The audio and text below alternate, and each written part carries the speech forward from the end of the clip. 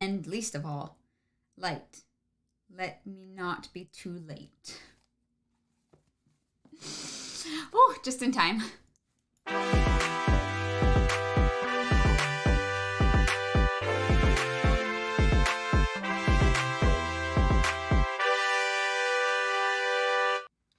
That is right. Welcome back to another episode of the Nerdy Wordy Book Club. This week we're covering chapters 25 through chapters 37, that's not good English, of The Great Hunt. Robert Jordan would not have written a sentence so poor in his fantastic writings. No. He's a better writer than you.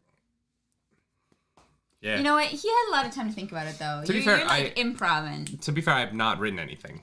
I mean, that's not true. I've written many things. I've not yet finished anything or allowed other people to see it in a long time. Right. Fair enough. Since college. We did get a super chat before we started. Yeah, so... Methany, thank you so much for that flicker.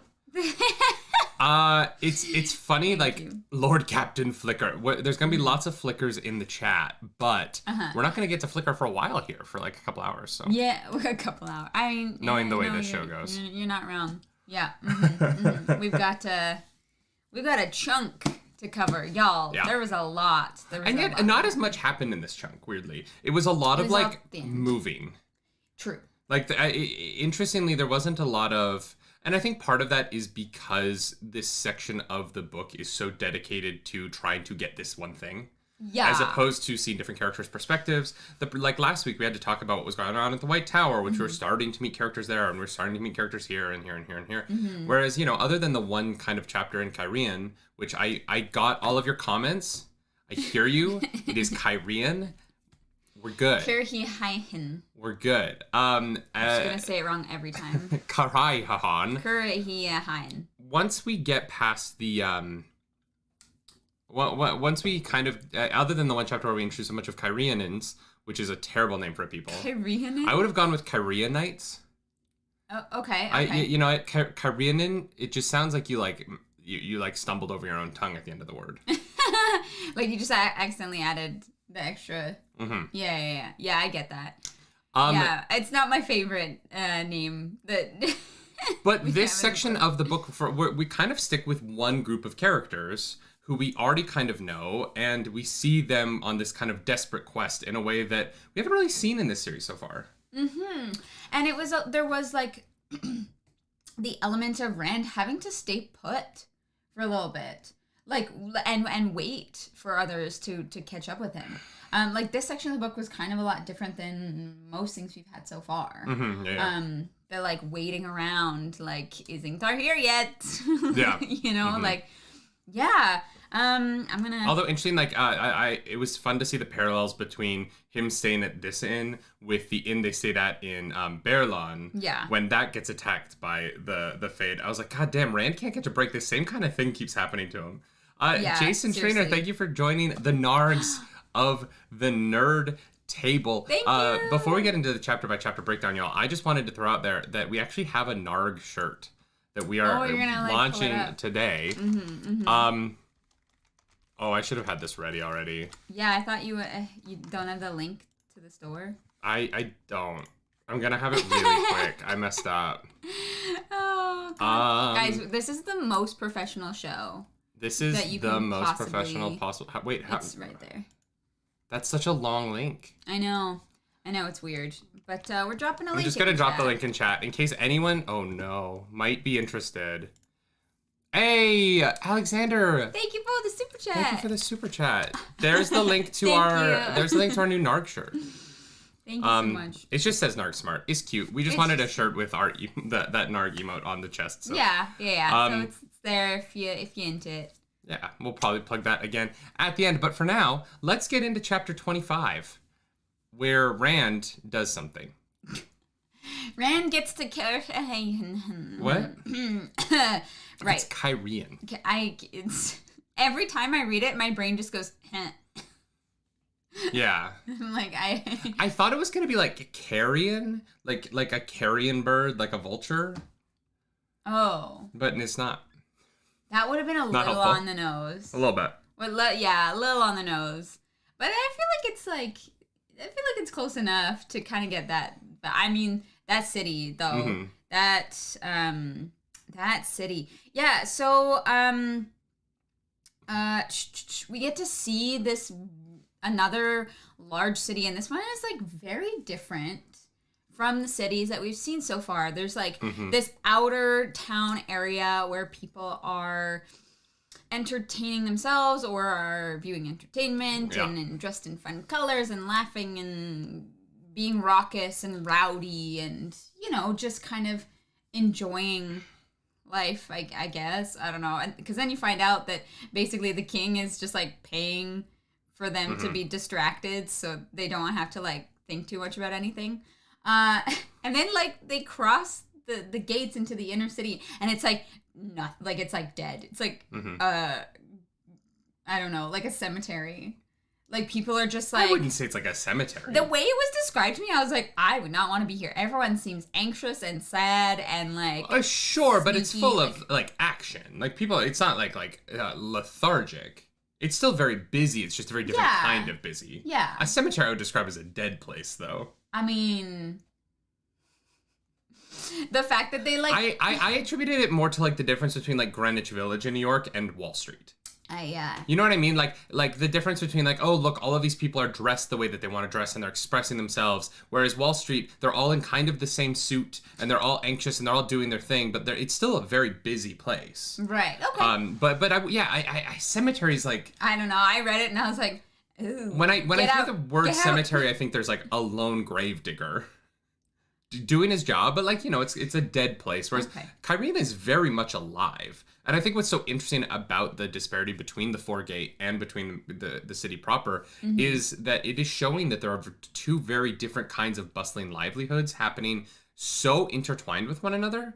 But so separate. Yeah. Because like it seems like they're not the people outside are not allowed in and the people who are inside like do not go out. Like when Rand is like, where's the best inn out there? And the person at the gate is like, like you know what I mean? Like, thank God Rand has Huron for this part, to be honest. Like, Rand would probably have, like, died immediately. Yeah.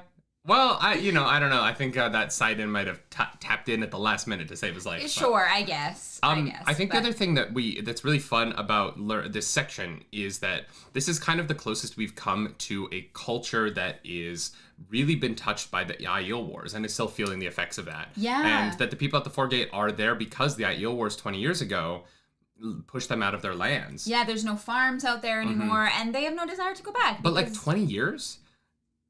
20, that's a long time for a king to be like, puppets. Yeah. Enjoy these puppets and forget about your problems. I mean, he's rich. Peasants. Well, yeah. yes, but kings are usually rich because they make their money off the backs of the people. And so the kind of the financial loss that he is probably taking in taxes on those lands not being run by farmers is probably pretty huge. Yeah, you'd think he would like help them restore those lands so that people could go back to but they're still too scared, right? Like 20 years later, they are still too afraid of the Aiel coming out of the mountain pass. And, you know, in these chapters, we see an Aiel come out of that mountain pass and we actually get to meet Aiel for the first time, which is very fun. It's very cool. You know, there's a real almost generational trauma, and these books are all about generational trauma. But there's a real generational trauma in Cairhien in terms of the fallout of the Aiel Wars, and it really makes it interesting that when people look at Rand, one of the first things they look at him and go is Aiel. Like there's almost that like flight or flight response in them just because he happens to look like he's Aiel, and obviously you know we know that he is. Yeah, he kind of has to be. Based on the show, but Chat wants you to take your beanie off because it literally blends in. It's the same color. No, because my hair looks. I didn't shower this morning, so my hair is just. All right, fine. I won't wear it, but I'm gonna look like crap. I'm sorry, my beanie blends into the wall. Podcast listeners, that won't make any sense. Go watch the YouTube video. But yeah, the consequences of their fear has led to a development of a new kind of society. Yeah. And I really enjoyed the like concept of that. And also, one of the things I really liked about the way that Cairhien is explained is the door, or is the like rooms at the gates, where business between the Foregaters and the insiders can happen. And I was like, oh, it's interesting that like this different kind of meeting room had to be built to adapt to this new kind of culture that was created. Yeah. Definitely not a city I would want to live in. We learned that... I mean, I lived in Manhattan, so I basically already lived there. We learned that, the people play the Game of Thrones, and it's, it's not a fun time. Okay. People die. How did you feel about Deus Damar? Ooh, you're dripping. Did you not close this properly? Thanks. I thought I did. I'm wet. It's fine. We're good. What? Nothing. It's from the producers. I know. I'm just not commenting on it. How did you feel about Deus Damar? I literally was like, Game of Thrones, but less interesting. It started to wear on me because everyone just kept talking about it. And like no one ever gave me any idea how it functioned because it didn't seem to function at all. No, it doesn't. It doesn't make any sense. It's literally people straight up assassinating one another and sending letters. Yeah. And I see what he was trying to go for, but I don't think I don't think we were able to really experience what I think Robert Jordan was trying to get at, especially because it's just a small chunk of the book, right? A Game of Thrones, like the Song of Ice and Fire, is books and books and will probably never be finished. I'm so sorry. But you know what I mean? Like it is developed over a long period of time, and you really get a sense of how the characters play it. Whereas like this felt like the Nickelodeon version. I don't think that's it for me. Okay. The Game of Thrones makes sense immediately because it is kingdoms that are separated who want the main throne. Yes. This is just everybody in town sucks, and everybody knows that everybody in town sucks. Yeah. At the end, right? And like I think the thing about the difference between Game of Thrones and this to me is that Game of Thrones is about lords who have power battling for more power. Yeah. And Deus Damar is everybody in this city is a miserable wretch because they're trying to get something. Trying to get more power, I guess. But it seems like they're pretty wealthy. It seems like the city is pretty well off, and and it is all from Rand's perspective so much to the point where it just got to the point where I got tired of it in that one section because I was like, I'm excited that Rand we're not doesn't there care. Yeah. The main character is not trying to learn more about this. He's actively spending chapter after chapter ignoring it. And so for me as a reader, I was like, well, if the main character doesn't care about this, I don't know why I'm expected to. If the main character isn't going to pursue more knowledge about this, and I get the feeling I'm never going to learn about this, I kind of start to tune it out. Yeah, but then the main character has consequences for doing so. Not really. I mean, yeah. In what sense, though? This is a spoiler chat. You can just say. No, I know. We're jumping way ahead, but Tom's girlfriend, the significant other, gets straight up murdered because Rand goes to see Tom. Sure. Right? Like Rand is responsible for her dying. Shadowling, thank you for that super chat. Shadowling, thank you so much. That's RJ making you feel like Rand does in Game of Thrones, his perspective of the people in the Game of Thrones. Oh, 100%. Yeah. I'm not saying, I when it was introduced, I liked it. It was just that as that chapter kept going on, I just kind of was like, it's very intentionally annoying. I agree with Deshiva. It is intentionally annoying, but it is annoying. And I was just kind of like, I just wish I had some more context. Because of the way that Robert Jordan has started to intersperse chapters with different perspectives, I kind of wish here we could have gotten a little chunk of it that was from a perspective of someone inside the Deus Damar, so that we could have had just a touch of it. Yeah, of how someone who actually knows how to play it, like how it unfolds, because okay, for example, if we had a little bit more context on how the Deus Damar was played, I think that when Tom Maryland's girlfriend is killed because Rand talked to him, I would have understood why. But I don't see what anyone gets out of Rand, the death of the Gleeman's girlfriend who talked to Rand one time. Like I can't. I feel like I'm a pretty smart dude. I cannot follow what anybody gets out of that in terms of a political victory. So the politics of it is that the guy wanted to question Tom, and she was there and in the way. If she hadn't have been in the room, she probably would have been fine, right? Okay. So let's say that his goal is to question Tom and that he needs real answers out of Tom. Yeah. The way to do that is to use her. If you're a cutthroat political person, you take that woman in as a hostage because that is that guy's girl, and you use her to get him to talk to you. You don't just kill her and leave her body there for him to find, right? That is where I'm like, I don't. Either the people on the other side are playing the game really poorly, or they didn't have a plan and it just kind of happens. Well, but and like, that's kind of what a lot of this feels like, is like the plan isn't quite there. Like in Game of Thrones, you can kind of see certain things coming from a mile away, or you can't, and there are interesting surprise, and things are much more well thought out. Where as this one just kind of felt like messy. Yeah, and so that's where I'm like, okay, so the Deus Damar is just this messy thing. Because that's the only real play of it that we see. When it's devolved into murder, right? We know that like people didn't used to just straight up kill each other. Sure, but why? Like, what do you get politically out of just killing? Like, not killing Rand, right? Nobody makes a play at Rand. Yeah. In fact, Rand is able to, like, walk around the gardens with a bunch of people and no one notices. I was like, this Deus Damar thing, it's very convenient that Rand, Loyal, and Huron are all able to get away. Get away? Yeah, Huron's like, your servant hurt himself. And then they're able to all go to the gardens and have this, like, exploratory search of the gardens for, like, a half hour. And everyone's like, I wonder where that Randall Thor is. Yeah. No one noticed. No one knows. No one was like, "Hey, look, they're in the garden." Everybody noticed, but no one like saw them. Everyone noticed they were gone. That's my point. No, that's 100% my point. So you think that like the people at the party would have gone looking for them? No, I think they would have sent their servants. Like if I was on the other side, that's what I would do. I'd be like, spy on them.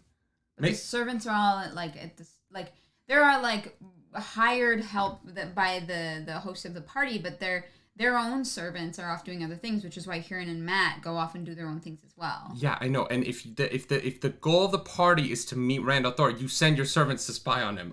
You have them follow Huron 100%. Okay.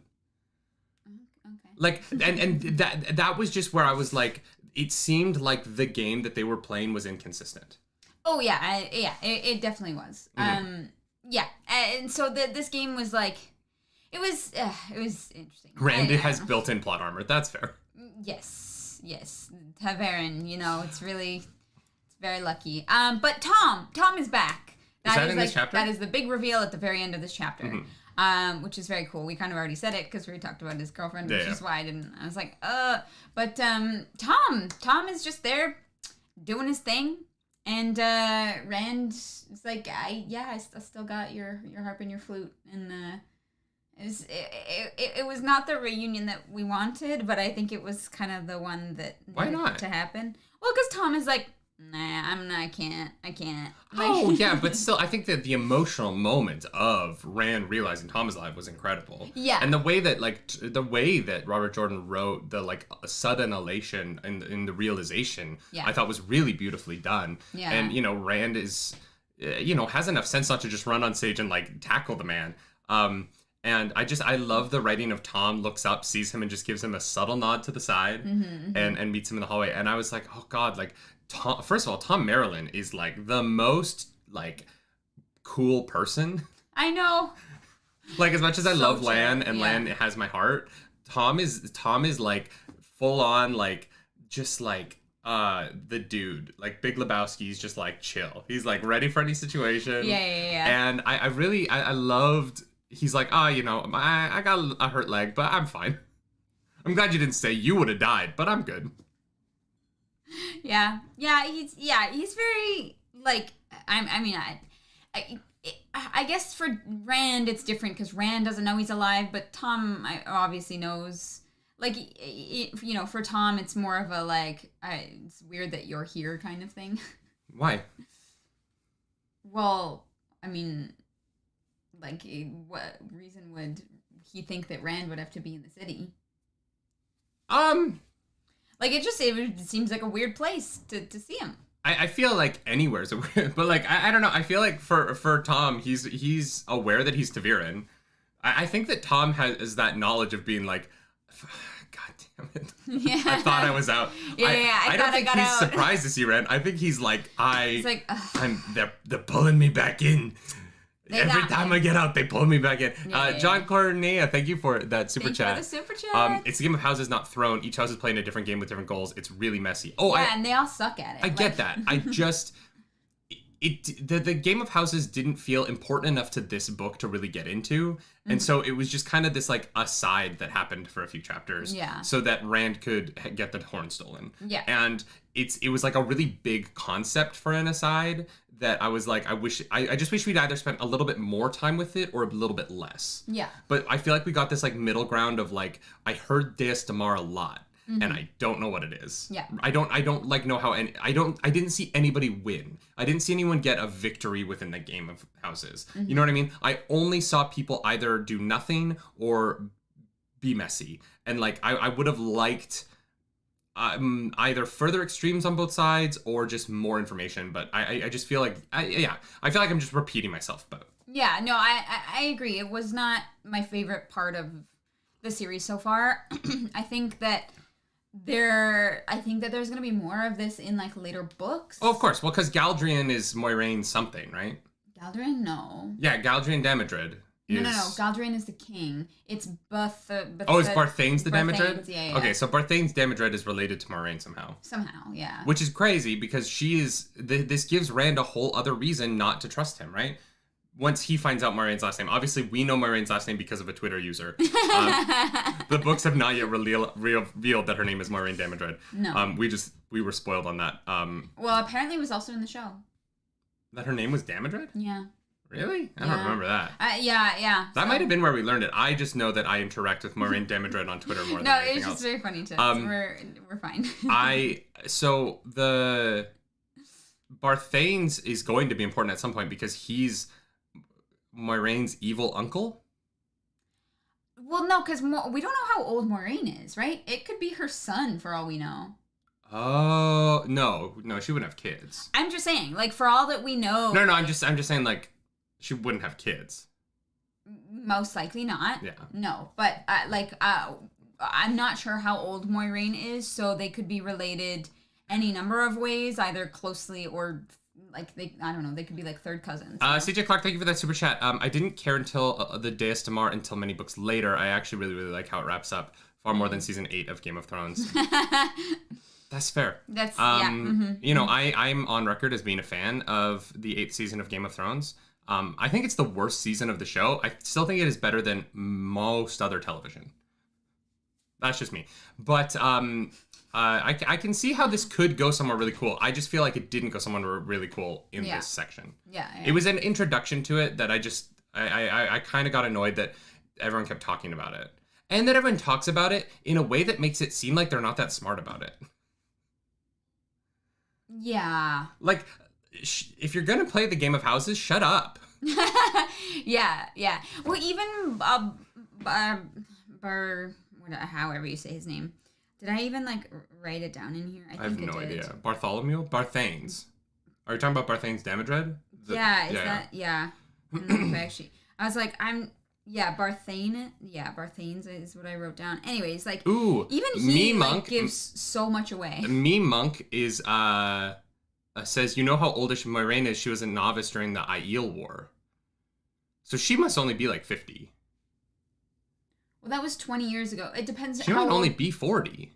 Wait, really? Well, I mean... Because like, Egwene's a novice at, like, 16, right? Or 17? Yeah, I don't, like... But like, I thought Moiraine was a lot older.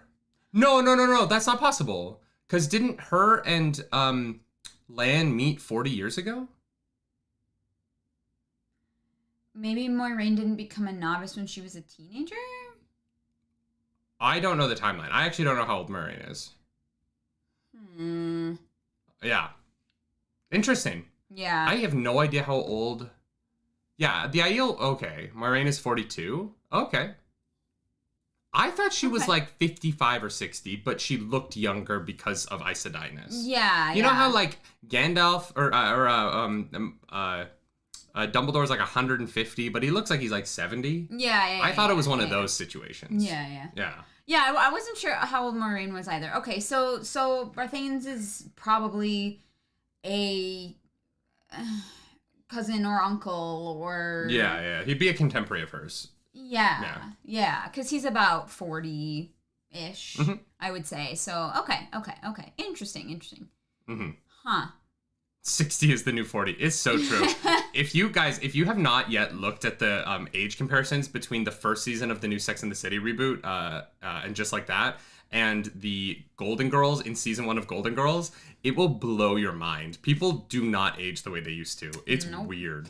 Nope. Plastic surgery is... Not for that cast though. And Just Like That women, like maybe a little bit, but not a lot. You have Botox, you have sure. lifts, you have fillers, you have the most expensive skincare routine you've ever seen. I think in your life. Skincare is more, and honestly, hairstyles. Just that like old permy, just because it looks like my grandmother's hairstyle, right? Yeah, literally. Anyway, not important. We're talking about Game of Thrones. No, we're not talking about Game of Thrones. We're talking about Wheel of Time. Yeah.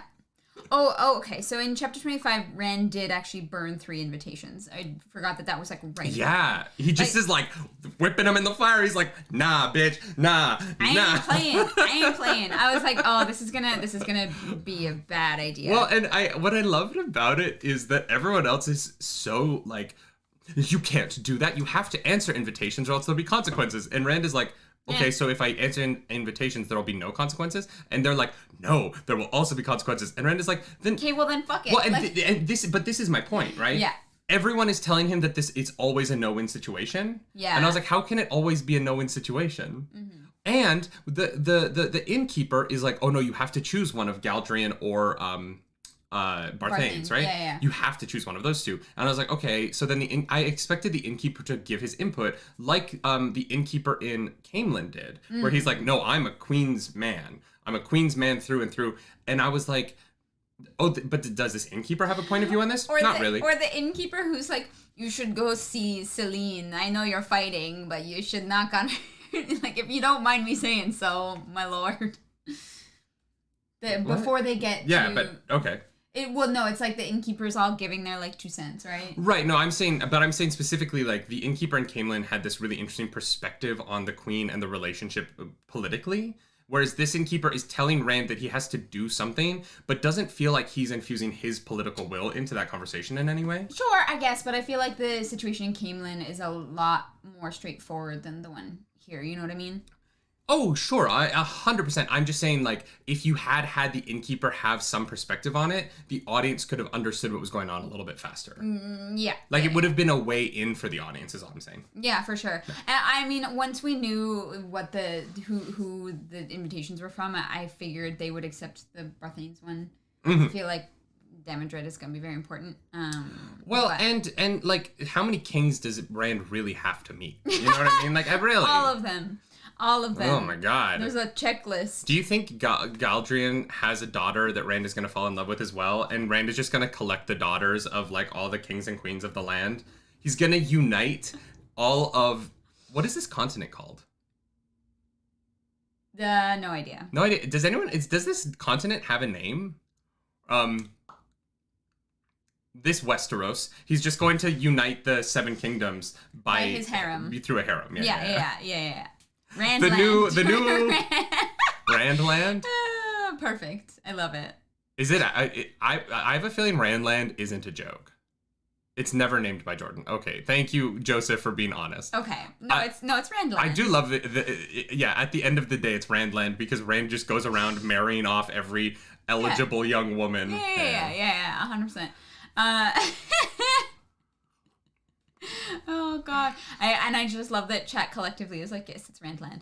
I'm just excited for polyamory in Wheel of Time. We don't get enough polyamory in books. I know, right? Like and we already know that Rand is going to have 3 women that like. I thought it wasn't going to be at the same time, but now I'm pulling for it to be at the same time. I think it's going to be at the same time. Tom knows the best innkeepers. Don't trust the rando innkeepers that you run across. Thank you, Sam, for that. Thank you for the super chat. That's fair. Yeah. That's fair. Yeah. Tom knows what's up. So basically, Rand tells Tom everything, right? Is like, I got the horn. He trusts Rand. And Tom. I get it. I trust Tom as well as a reader. Aldon, thank you so much. Aldon, thank you so much for the super chat. I am so excited to get to know Randland more. I'm looking forward to it. Although I kind of hate it doesn't feel good in my mouth. Randland just sounds like a I'm sure children's... Rand would feel good in my mouth. No.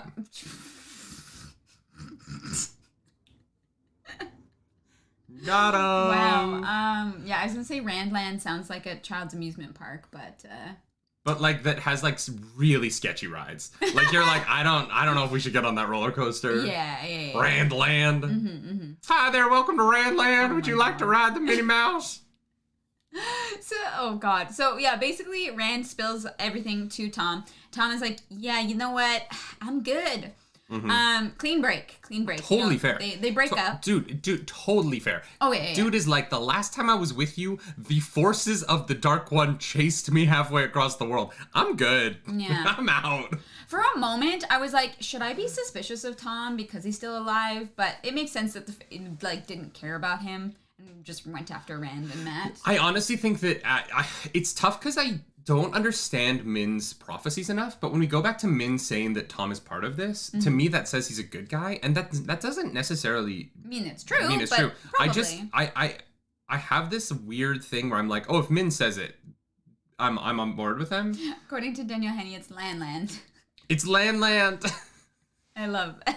I love Daniel Henney so much. Oh, That's a man who'd feel good in my mouth. Let's move on. Shall we? Yeah, a clean break. They break up. It's sad. But we all know Tom's coming back. We're going to get to that later. Basically, Rand and Loyal leave, and they get attacked by Trollocs in the street who disguise themselves as, like, the fake puppet Trollocs. Yeah.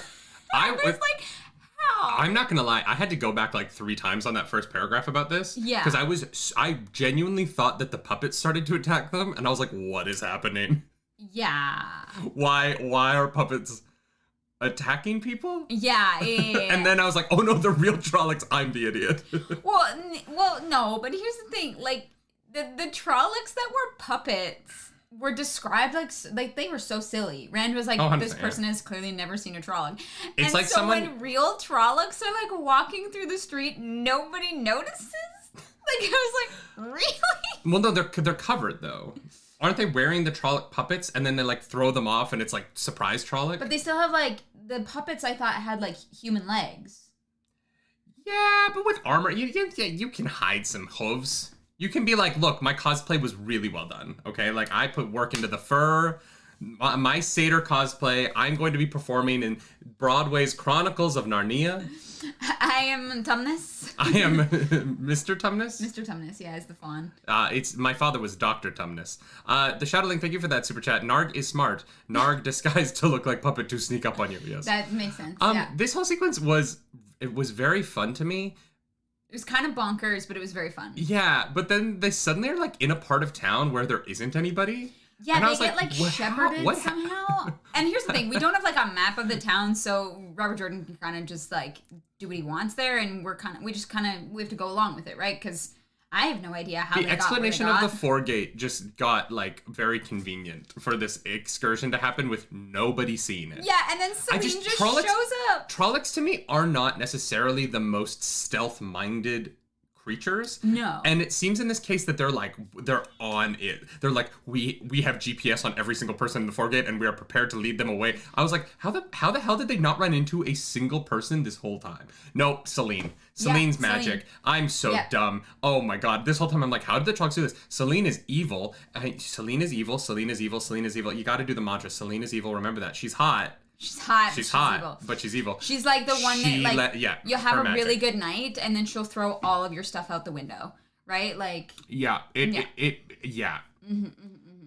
Yeah. No, it's definitely Celine. Robert Jordan did not want anyone to be confused. At no point did Robert Jordan want anyone to think Celine could possibly be a good person. There was no subtlety. This woman is evil. Yeah. This is a public service announcement. Basically, it has like Satan's horns coming out of her head. And only Rand can. And the Rand and Loyal can't see them. Or Huron. Huron's like. Yeah. Mm-hmm. Oh, man. She's hot, though. She's hot. She is hot. Anyways. And she wants him to fight those Trollocs. Yeah, she's like, pushing him. just go kill him. What's she doing, boo? Yeah, it's funny. She keeps pushing him to, like, use the power. And I think that, like, that aids her somehow. Like, I think... Eric says, think about it. The Dark Friends and Trollocs must have practiced this shit before doing it. Thank you for the super chat. Thank you for the super chat. Do you think they ran drills? Rehearsal. Yeah, they had a dress rehearsal. They had Tech Week. They didn't get the, like, props until Tech Week to I just put imagine on. Celine grabbing a Trolloc by the jaw and just being like, no, it's 5, 6, 7, 8, step 2, 3, 4, around the corner, snarl. Get it right. Get it right. Oh my god. Anthony. Oh my god. Oh, wow. Yeah, we've been there. We've all had that ballet teacher who just is... Sarah Wolf says, I want to know the conversation where somebody told the Dark Friends they had to help the Trollocs beat puppets. I wish we got God. that. I wish we... God, that would be Wait, such a... is Padden Fain Celine? No. There's no way. No, They have because separate goals. in the portal, because they passed Padden Fain, that wouldn't have made They have sense. separate goals. Yeah, no, they were with them at the same time. For a second, I was like, is Padden Fain like? Never mind. No. No, they seem to be very separated. Yeah. So they climb into the Illuminators. I think I did not write it down because I'm dumb, but the Illuminators who are like. So our thing was that last week I took the notes, and this week she was going to take the notes. But that was before we had like confirmed it. These couple of chapters are so my notes get a little bit better as we go on. I'm learning. I never took notes. Yeah, the Illuminators. So. Yeah. The firework people. The firework people who will literally murder you to keep their firework secrets. It's like it was like going to the Magic Castle in Los Angeles. You know what I mean? Like, you need an invitation. Yeah, you don't mess with Disney. Don't ask questions. Yeah, my thing about fireworks is that if they have fireworks, can't they have guns? Why don't they have guns yet? They're not creative. Weren't fireworks the precursor to Chinese like missiles? Or did I just like watch Mulan and I'm like, this is history. This is how it all works. Mulan? Okay. Yeah. Doesn't Mulan take place at like that time in fireworks were in China long before guns? Okay. So the moral of the story is don't watch children's animated movies and be like, oh, I think I understand how the world works. That's history. No, no. I thought medieval China had like some form of like not like handguns, but like. But they would blow fireworks at each other to knock them off the roofs of buildings. Yeah. Right? Yeah, and explode Isn't them. that a thing? Maybe not. Well, I mean, it's what Mulan does to. There are no guns because they guard their secrets so closely. Interesting, because the Illuminators are like, no guns. No guns. Just fireworks. Honestly, like, fair though. God, it'd be a nightmare. Yeah, but like also, how would the Illuminators have killed them? I wish that we'd kind of seen that, because they talked it up, and I was like, oh, do the Illuminators have like weird weapons? Like real cool weapons? And then we didn't see them, and I was like, oh, okay. Yeah, I don't like know. Rand has a sword and is not bad at using it. I just don't look. I've seen people who run fireworks shows. I've worked with them. They're lovely people, but I don't look at them and go like, you're a trained warrior.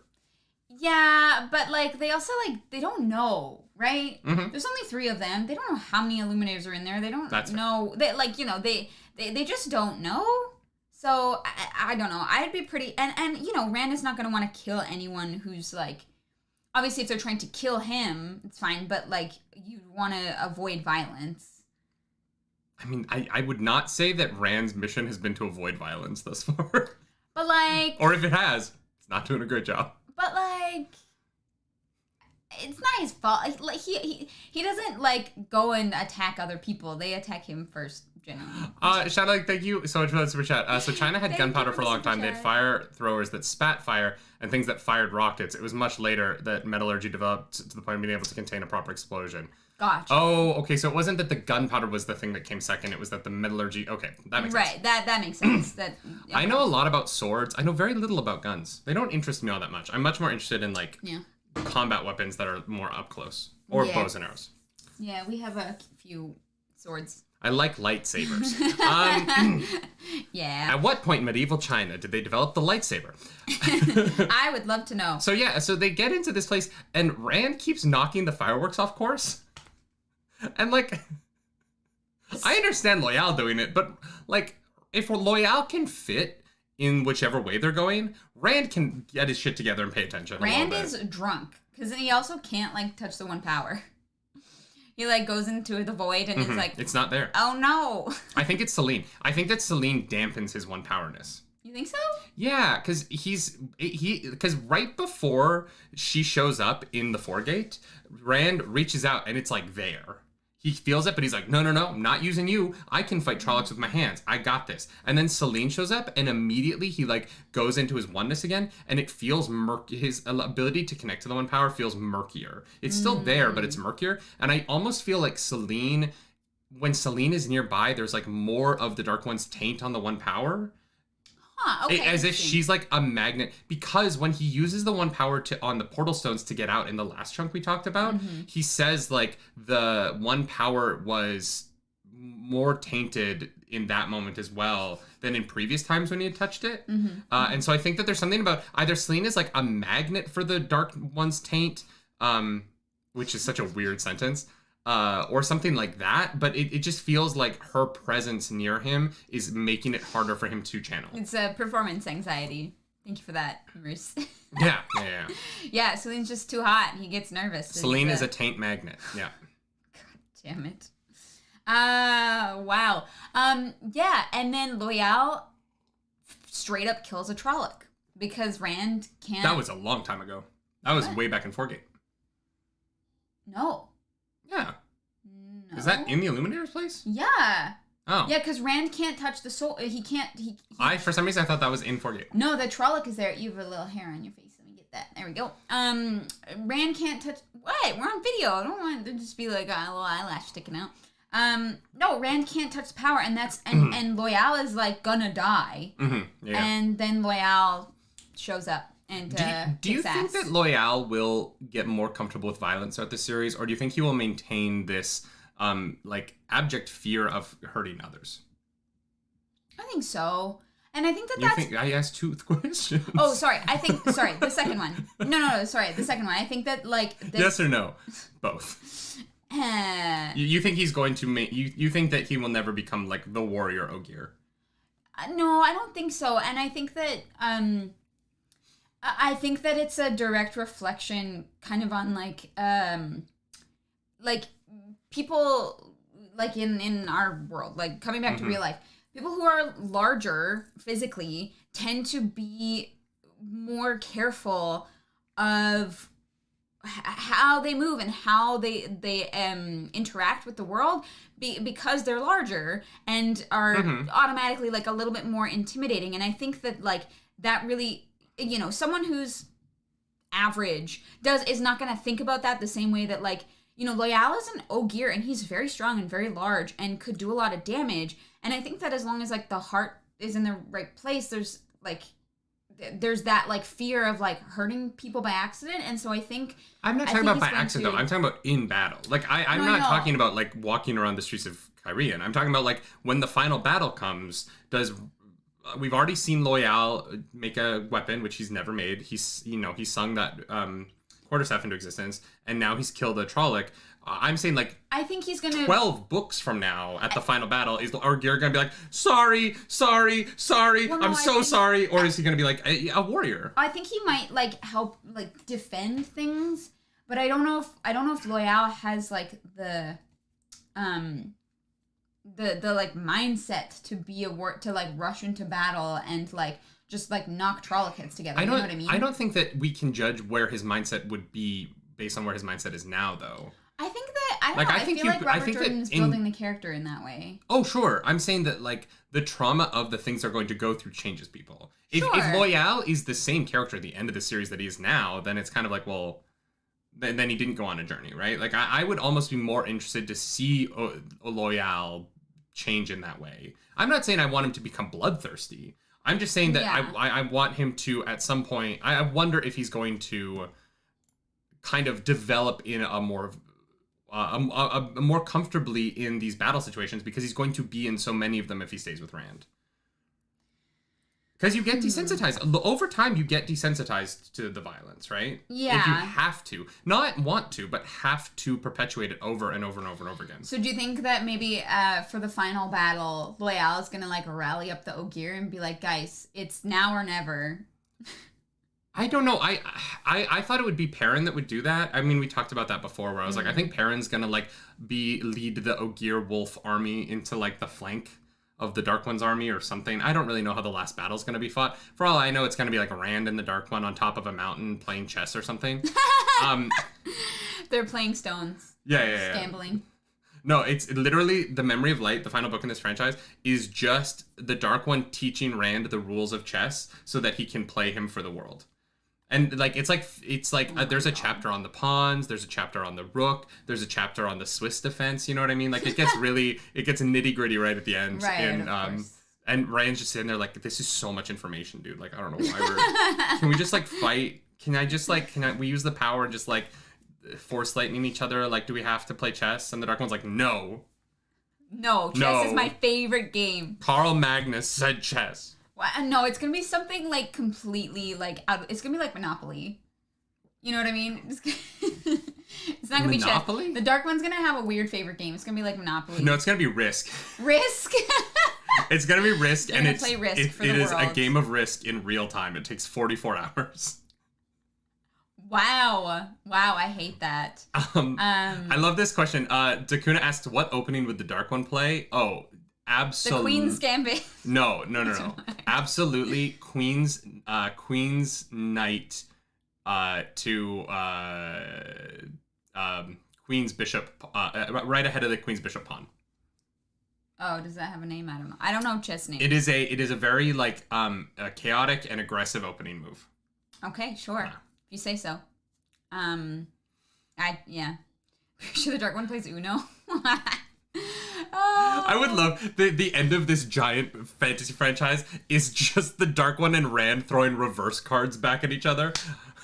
It's Ella. It's just two Ellas from TikTok. That girl who's like reverse. Oh my god. Yeah, that would be great. I feel like I've derailed this conversation so hard. Where were we? No, it was great. Loial kills a Trolloc. I don't really know exactly where Loial is headed in this, but he seems like very upset about having to use violence at all. So, we'll see. I don't think that's an Ogier thing, though. I think everybody's first kill, and I say that as someone who has never killed anybody, and God, I hope I don't have to. But yeah, I don't know. I that was a very rational response. I wasn't like, oh wow, the Ogier really don't like killing people. I was like, wow, it sucks to kill someone. You know what I mean? Yeah. He takes it better than I think most people would. Yeah, I guess, especially coming from like the Steading where there is no, like, you do not use violence at all. Mm-hmm. Marcus Maximus, thank you for that super chat. I think you might be a little bit behind us. I think the intention is to confuse you since you're seeing the game from the perspective of someone who doesn't understand it and doesn't care 1,000%. Yeah. I think we're gonna get more on that in later books, which I'm excited about. But but not in this book. I think we're done with Cairhien for now. Yeah. I literally wrote the fireworks people killed to save their secrets, which is and they mess up. Wild. Poor Tammuz did everything right, I know, he's a screw up. He gets shit on because he's there. Yeah, because Loial and Rand bump all the fireworks, so they point at the house, and then they go off, and so suddenly the Illuminator's house is on fire. Oh God, yeah. The roof is on fire. Is that a song? Yeah, it is. Yeah, it is. Okay, all right. S. Joseph, we actually do have a community member who has created a document for us regarding what predictions we have made so far. It's a long document because we say a lot of shit. But it's if you would like to help contribute with that, please do, because it's a lot of fun for us. I like to go back and read, and I'm like, hey, wow, I said okay. Yeah.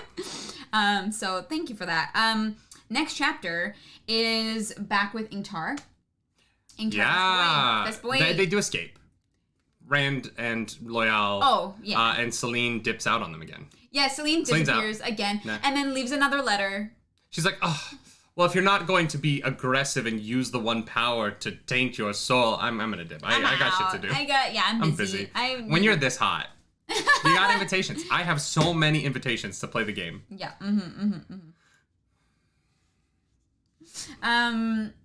Yeah. So we get to Ingtar, and we kind of jump ahead with them. We find out that they followed the trail to where Rand stole the horn, and the wolves are calling him Shadow Killer, I think was the name. Yeah. The Perrin knows that the horn was taken by someone who the wolves call Shadow Killer, but Perrin does not yet know that it's Rand. No, does not know that's Rand. Right, thank you for that super chat. Yeah, thank you. Just finished another reread. Congratulations. I can't wait to say that I have read this once, let alone a reread. Jesus. So excited to go through this epic journey. We're so excited too. This is really fun. Yeah, we're having a blast. This is the highlight of our week for sure. 1000%. But it's great. Yeah. Yeah. Thank you for that super chat. Thank you. So we find out that the wolves are referring to. We don't know it's Rand, but he is Shadow Killer. He snuck in, took the horn, pieced out, and so they're heading through the mountains, and boom, Aiel. Yeah, just standing pops out of there. He's like, I don't need to hide. I'm here. Hello. Yeah, nice but also not. He doesn't have his veil up. Yeah, veil down. He's just like there to talk. Okay, we don't need to be too worried then, I guess. Which is such a weird, like, oh man, the concept of the veil. I'm really interested to hear like why and where it comes from, because we're not there yet. They live in the desert. They live in a waste. Yeah, it's a desert. They have to like protect themselves. Yeah, but I don't know what the like veiling has to do with the idea of murder and violence. Oh, okay. Like that's what I mean. Like we don't know a lot about Aiel culture yet and norms and stuff, which I'm super excited to get into. I think that'll be next book. If I'm being honest, I think that's going to be book 3. I don't. Really?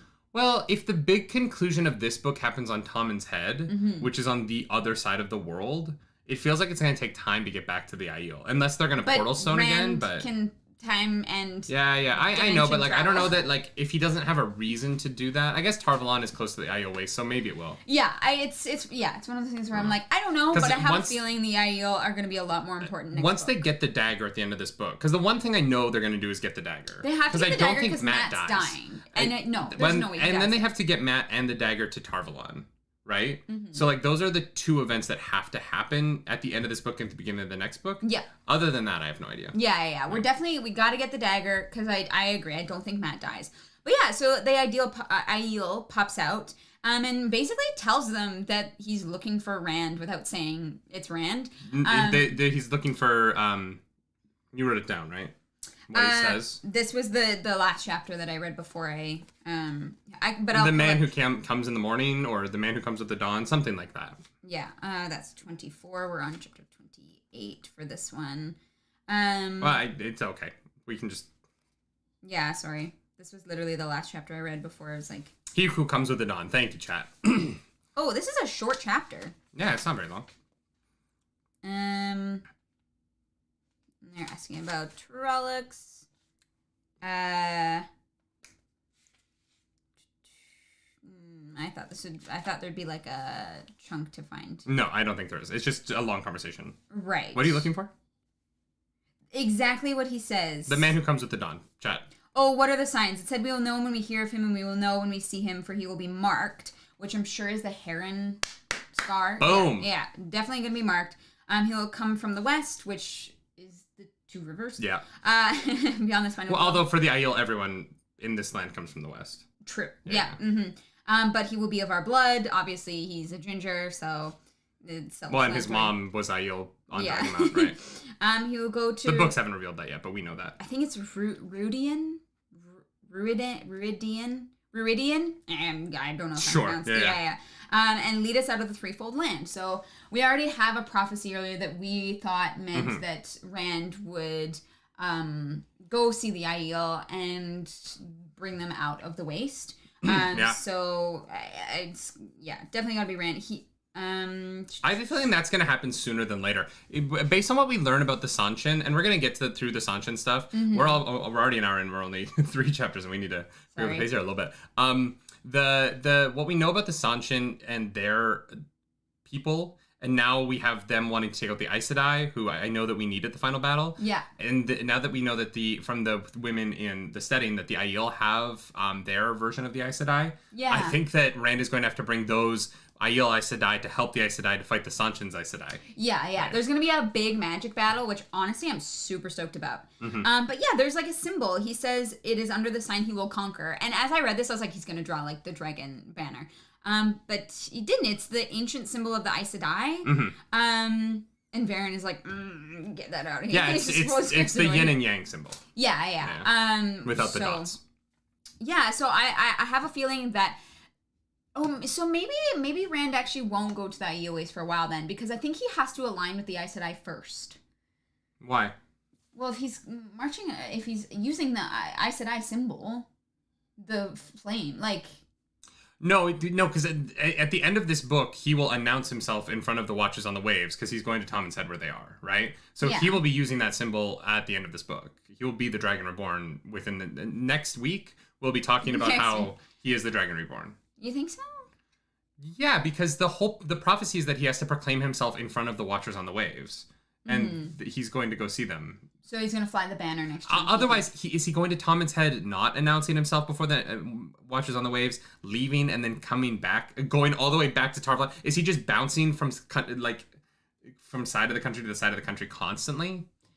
Because if he has to announce himself there, and he's going to be there now, I think it would be weird for him not to. And then like 3 books later, he's like, "Oh, I have to go back to Tommen's Head so I can announce myself." Are the Watchers on the Waves the Ascension? I don't remember. Yeah. They are? Okay. I believe so. That's my understanding of it so far. Okay. All right. Are you guys disagreeing on how to pronounce ship captain? It's pronounced Chicago. Chicago. Oh my god. Yeah, and then that's basically that chapter. It's super quick. It comes up again later when they're all reunited. But yeah, moving on. We had a chapter, which is first half is the Whitecloaks and the Questioners. Wow. Shit gets dark. Basically we find out, honestly, I don't think we were given a lot of like information in this chunk, but we do know that the Questioners are literal child murderers. Apparently their beliefs are that the sins of the mother run down for 5 generations and the sins of the father for 10. Isn't it 7 and 10? I thought it was 5. I think it's 5 and 10. I remember 7. Yeah, that's insane. It is insane, especially because like my great grandfather fucked up. And, like, I mean, in quotations, like, obviously, like, you seem to be pretty guilty until proven innocent here. Especially if you, like... Yeah, the Whitecloaks are a white person. Yeah. In our culture, it's like 10 generations... Men 10 generations ago probably did some shit. Probably did some bad shit. If I'm just being completely honest. You know what? Not even just white people. Anyone. 10 generations of men... Someone did something wrong. Oh, yeah. It's kind of, yeah. And so basically it just gives them an excuse to proclaim everybody guilty. Which is like this chapter was, I feel like, less like factual information and more just like, these guys, hey, they suck. Don't forget, they suck. But important. It was important to start setting up the Watchers on the Waves. And it's important to set up that the Whitecloaks are headed towards Falme. Yeah. Falme, whatever. And you know, they're going to be there. Yeah, so the Whitecloaks, the Sanchin are the thing that the Whitecloaks hate the most, right? They openly use magic. They're very comfortable with the channeling. And so this chapter is really setting up this like 4-pronged finale, right? Where the Whitecloaks are going to be there, the Sanchin are going to be there, Pat and Fain's going to be there, and Rand and his team are going to be there. And so it is kind of this, and I'm assuming Moiraine is going to show up. I'm assuming she knows that this is where all this is going to go down. I hope Moiraine shows up. I miss her. Yeah, I do miss Moiraine as well. Yeah. And so I think that like it's going to be whatever happens in this final section on Tommen's Head is going to be this this meeting of all of these groups of people. Because otherwise, why are we spending time with these Whitecloaks? They're the first time I was like, they're on the Almith Plain. They're on the other side of the world. Like, why should I care? Well, that's what when I was reading this, I was like, I don't understand really where they are. And so it was very confusing for me. But they're definitely going to meet up. But do you think do you think that the White Cloaks are going to be a help for Rand or a hindrance? I don't know how they could be a help. I mean, like, the Sanchin are not. They might be a help in the sense that, like, they are the Sanchin get caught up fighting them, but to be honest, I don't see how the White Cloaks do anything against the Sanchin. Well, the White Cloaks do have a lot of, like, power behind them. No, because but their power over the Aes Sedai is they use the Aes Sedai's oaths against them, right? And so they create situations where they attack when they are not under attack. But the Sanchin or Shanshin or whatever it is, they don't have that, right? The Aes Sedai with the Sanchin don't have oaths. They can do whatever they want. They can straight up attack. Right. And so that one defense that the White Cloaks have of, you know, the White Cloaks are like the big brother that like holds your fist against your face and is like, oh no, I'm not hitting you. I'm not hitting you. You know what I mean? Yeah. Like, you don't hit me. I'm not hitting you. Yeah. That's what the White Cloaks do. The Aes Sedai, they can't do that to the Sanchin. And so I don't really know. I feel like they are very much at a disadvantage that they're not at with the Aes Sedai. Right. Within their own continent. Yeah. And I mean, they're definitely going to play a part. The thing is, I don't know exactly what that entails because, everyone's kind of all against one another, right? And maybe it's like we get a weird Hobbit Battle of the Five Armies kind of deal. Oh, are the sandworms going to come out of the ground and... God, I hope not. Create tunnels. Sam, thank you so much for the super chat. Sam B, thank you that. Remember that Boris from the prologue is operating on the Almith Plain, but Alzamon told him to continue his good works there. Yes, Boris is doing something there. Yeah. It's doing something. Yeah, I mean, probably murdering babies. Probably. If anyone is murdering babies, it's the Dark Ones people, right? Oh, for sure. Yeah. Do you think that the Sanchin have dark friends among them? Oh. You know what? I hadn't thought about that. Yeah, there's this weird like thing in my brain where like the Dark One is this continent's villain, but like he's everywhere. He's the Dark One. Yeah. I mean, yeah, right? I would assume so. Yeah, they would have to. Yeah, for sure. Unless his influence doesn't spread that far. Right, like there is an element in this series where like the Dark One's influence spreads from Shael Ghul. Yeah. And so like they're pretty far across the water, so maybe not. Maybe it's lessened there. But maybe there is. I don't know. Well, I mean, they are going to have Pat and Fain among them, so... Well, yeah, now obviously there is a dark friend.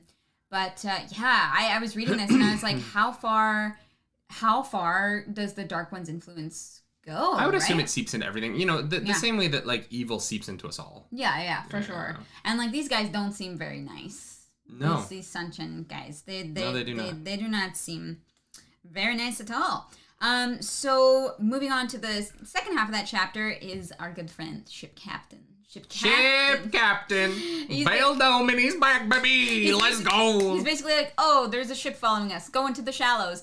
And so the ship realizes that he's trying to get away and literally explodes the ocean on all three sides. Yeah, it's pretty cool. And is like, nah. And Bale Domon's like, God damn it. All right, stop the boat. I wish this had been the post-credit scene of season 1. Yeah. You know what I mean? Like this makes so much the visual of this. Though, well, no, not Bale Domon's ship. Yeah, I wish that it had been the Sanchin's ship doing this to a ship. To be like, oh my god, like these women are so powerful in the power. Because this scene just makes more sense tactically than the tidal wave did. Yes. I still don't get what I don't understand the purpose of the tidal wave. Like it's... Yeah, especially because we know that the Sanchin are collecting women who have the potential ability to channel, right? Like that's their goal. They are going around to each village and collecting the women. Like that's what the point of them is. And so having that as a post-credit scene makes no sense because any villages that were along the shore are totally like completely annihilated. Well, but there also weren't any villages. Like the tidal wave to me was such a letdown at the end of the season to me because it made it I thought it was going to be like the first scene of this book. And now that I've read this book, I'm like, why did they do? Like, I just genuinely cannot put together a reason why the tidal wave makes sense. Yeah. Although it's just like they were like, what if they just create this giant tidal wave? And it's like it's almost like a thought you would have high at 3:00 in the morning, Whereas if they had shown like, oh, there's a ship being chased by this fleet of ships, and then suddenly the ocean erupts around that ship. Yeah, and they have to and the ships circle, and then it pulls in on the women. You would have been like, oh, I get what they're doing. They're like actually doing something. Yeah. This is a tactic. This is the way of capturing people. Yeah, it just seems like a very, like, I agree. This would have been a much cooler scene, and it would have actually given you a way to. It honestly could have been Bale Domon, and that's how we're introduced to him, and he becomes a character. Like, I think that would actually have been very cool. If that's how they introduce Bale Domon, I'd be into it, right? Because we're not going to introduce Bale Domon through... Honestly, I would have been more excited about that, right? Like, have Bale Domon... And think about it this way, right? Have the final scene of this, Bale Domon's ship is boarded by the Sanchin. Yeah. After this magical moment, we have just seen Moiraine talk about how the Quendalar is cracked and nothing can crack Quendalar. And the final scene of the show is Bale Domon and there's the Sanchin go into his quarters and on his desk is a piece of Quendalar. Yeah. This thing that Moiraine had just said, like this whole sequence could have been the end of season 1 in a way that would have introduced the Sanchin, set us up for the next season, and like done all of these story things. Yeah. Where we are introduced to characters and the Quendalar would have tied it into Moiraine. Yeah. Instead that final scene is so unconnected to the rest of the show. Yeah. That it was an odd... and even here, we don't even meet the Sanchin until 500 pages into this book. Yeah. And so like when I haven't watched the show, I was like, when do we meet the tidal wave people? Like Yeah. I don't know. And I have to say though, I think that their design was really cool.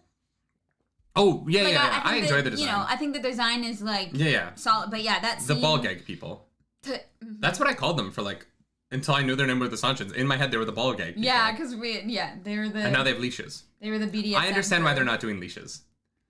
Yeah. I think that watching women be led around on leashes for hours of television would be really uncomfy. Yeah. Whereas ball gags, kind of kinky. You know, like it's hot. Can be fun. No, I agree. I think they made some really cool design choices with them, but the scene was very strange. So you're not allowed to say Aes Sedai. The Sanchin will because of the descendants of Ardor Hawkwing, right? Yes. Yeah, it makes sense. Yes. And it's interesting. The like magic users that they have chained up seem to have some kind of like keeper, like who has a specific garb and is, I guess, trained to handle, like they literally have like a handler.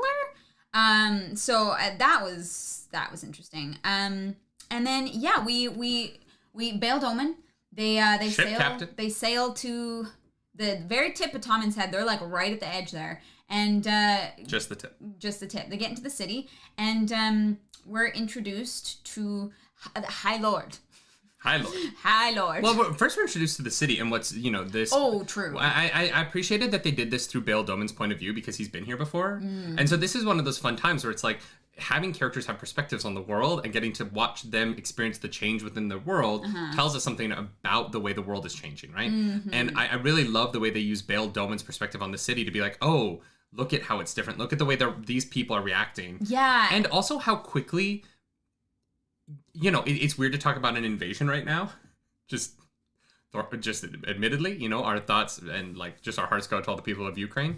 But the how quickly people can adapt to the invading force that has so much power over them, right? The people of Falme have really taken on this